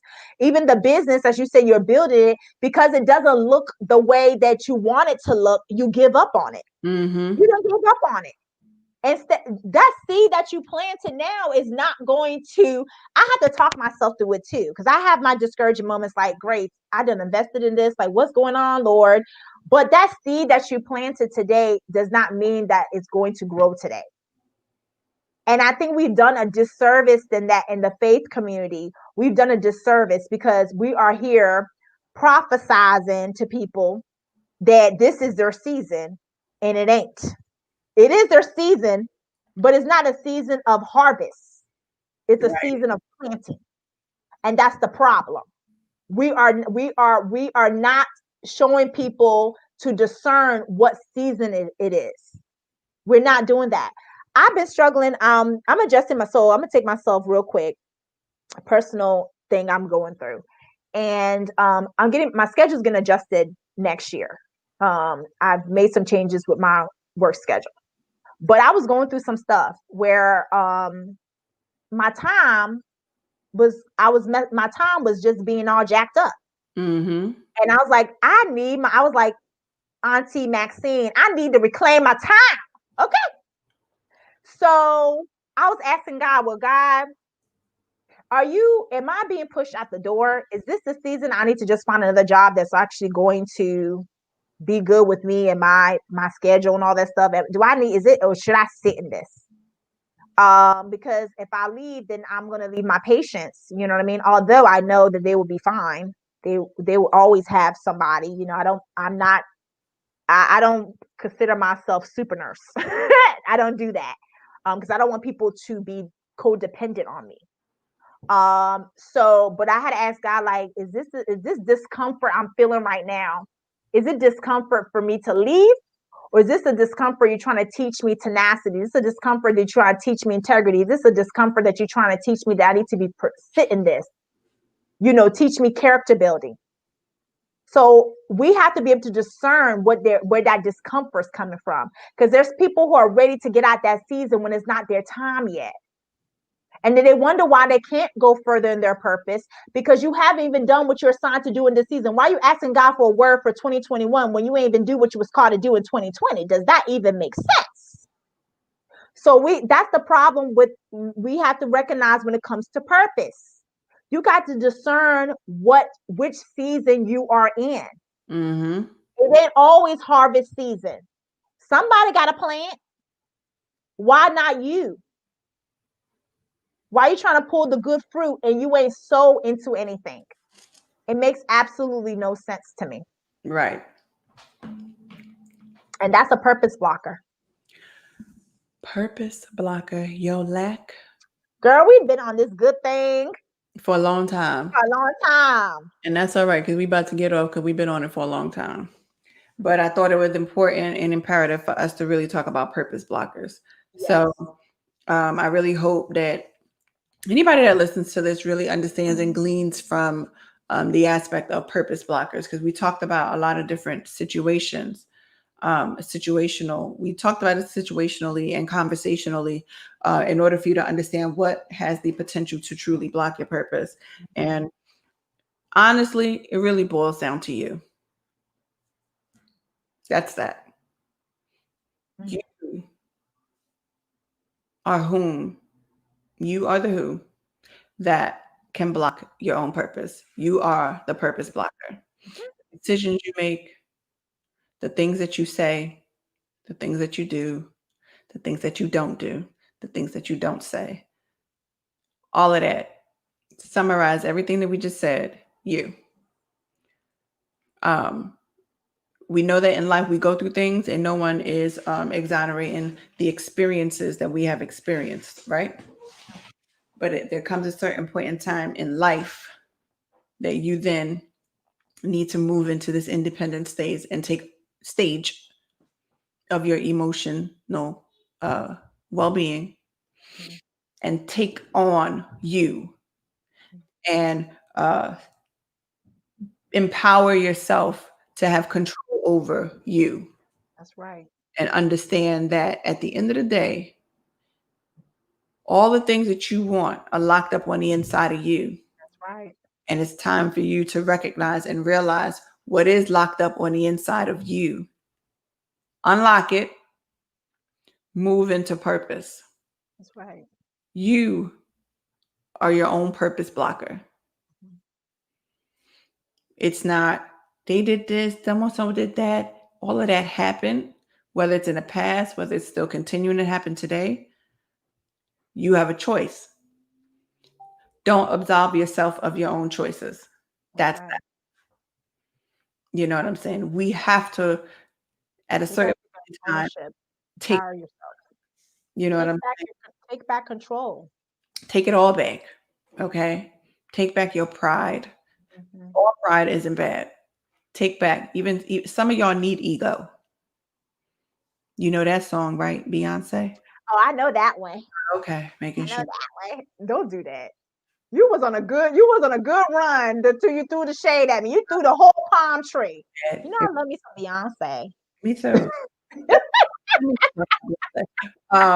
But I need people, some of y'all need to take back your ego and walk around. Too big. It's too you need that confidence. Too wide. It don't fit. Why? I got a big ego. Y'all, some of y'all need that. I need that confidence. Because there is a difference between being conceited, which is shaped in arrogance, and being confident in who you are and why you are here and what your purpose is. Man. Stop tainting your purpose. We all have done it, but it's time to stop it. Please stop it. Tainting your purpose. Stop it. You want to know why that big business deal ain't hit you yet? You tainted your purpose. You want to know why certain things ain't adding up? You tainted your purpose. Stop it. Stop tainting purpose. Because when you taint purpose, that means you're moving in preference. How you like me now? Okay. Stop it. We here to help the folk. That's what we're here for. So to help all. And we love y'all. Yeah, we do. I love all the good people. Stay on this so long. We trying to help you. Trying to want to help you guys. We see so much in you, everybody. I really do. All jokes aside, like it is my passion. It is my purpose. And I know I can't save the whole world, but let me say that, like I told them on Sunday, I said, if I change one person and then that person changes one person and that person changes, it's a ripple effect. It's a ripple effect. It's a multiplier. That's that. It's a multiplier. We truly have a love for people. We joke and carry and stuff like that. We may come off a little harsh, but it's okay. We do it because we love you. You live. You sure will. The Bible says you shall live and not die. You will. Amen. Yes and amen. Okay. It's in there. We're not going to sugarcoat anything. I'm not. We're just not going to do that because we just see so much more in you. We know you can rise up to the occasion. And I want you to do it. And we want to see you thrive. I am the purpose pusher. She's the purpose builder. We all work together. Yep. To project out purpose. And I need people to live and operate in their purpose. Live and operate. I don't care what it looks like to everybody else. Live and operate. You. And I don't like seeing anybody in bondage. Me neither. Because the folks watch me be in bondage and ain't trying. But the Bible says that the Lord can snatch you out of a fiery pit. It's in the word. Y'all better search. Y'all need to go search the word. I be dropping them good jewels from the good word. She sure did. She do more than just music, y'all. The folk act like I don't know the Bible. The minister. Or the singing minister, whatever you want. All that. Folk act like I don't know the good word. I know the word. And it's the truth. We be dropping that. Sometimes we be dropping it. Because sometimes you just need it. You just need it. I mean, come on now. I needed the Lord to snatch me up out because woo. Damn. I was in the burning furnace with gasoline drawers on. Thank you for the snatch up. Jesus Lord. And so when he does it for you, he is no respecter person. So whatever he did for me, he can do for you. He will do it That's for just you. how that works. He will do And it for you. he will then equip people to snatch you out. That's And right. you got to receive it. You know what I'm saying? You have to receive it. Let me not say you don't have to, because you can choose not to, right? Because we all have the ability to make choices in life, but understand that when a person tries and you still fall back, that's on you. You made that choice. Can't blame Period. nobody. You made a choice because you was given a choice and you chose to do what you wanted to do. But I think we all go through that. I know. And I am like Planet Fitness, judgment free zone. So I'll Yes, let you go. you figure it out. You know that. And let me say this, but I'm not going to watch you there. I'm going Listen, to let you go. I will not. Let me say, anyway, I'm not going to watch you there. That's I'm not not gonna watch you burn yourself. no. I love you Especially dearly. not after you've been I ain't doing warned it. multiple times. You choose to go that route. That's on you. I'm not. I don't have that type time. And also I don't have patience for it. Right? Like I'm not graced in that patience of watching you do all that foolishness. I'm I can't see not. someone That ain't burn. part of my ministry. Right. So I can't see someone intentionally burn themselves. and you see it every hurts day. my heart. It really does. I don't think people understand. Like I can't. And when you choose to do stuff like that, that a lot of people don't understand why I disconnect from them. And that's part of the reason why I do it. I do it because I'm not going to sit here and watch you destroy yourself. And like I'm really supposed to just sit here and watch this. No, I'm not going to watch. I'm not going to watch that. My job is to pray, but not watch you destroy. And I'm going to pray and I'm going to keep you lifted in prayer, but I'm not going to watch you destroy yourself, point blank, period. I'm not going to do it. I will not stand by. I'm not going to encourage it. I'm not doing none of that. I am not that friend. Like, listen here. Everybody gets a one-time pass. After that, I'm not watching. It's hard for me. It's hard for No, me, you know. but real talk, I don't understand people that so-called have friends and they friends watch them do crazy stuff and you calling them a friend. You're not a friend. You're not. You gotta at least speak up and say something. Like, You're not a friend. let them. That's why I always use that analogy. I can't watch you stick your hand in fire and let you burn yourself. I'm gonna at least say something. You're not a I friend. just can't do it. And we have to start learning to decipher who's truly our friend, because I think people are so accustomed to people just telling them what they want to hear. If And then the person who's telling you the truth, you busy calling them a hater and you all this craziness. You know what I'm saying? And this person is trying to save you because they know they've been through and they're trying to save you. don't watch me, let me say this. Don't watch me die. Because that's what's going on. That's true. Don't watch me die. You have an eternal death. Don't watch me die. And I live by that. I believe that. Don't watch me die. I don't care who you are. Don't watch me die. And I'm not going to watch nobody else die. I'm not watching that. First of all, when you watch somebody die in a natural, that's very painful. So imagine me watching you die spiritually. Are you crazy? Imagine me watching you die emotionally. Are you crazy? Imagine me watching you die mentally. Are you crazy? Imagine me watching you die. No. So no, I'm not watching nobody die. Point blank, period. I'm not. I'm going to give you the good warning. I'm going to tell you the truth about your situation. What you choose to do. That's all I can do. What you choose to do with it is what you choose to do with it. There were plenty of people that let me go because they could not watch me die. You understand what I'm saying?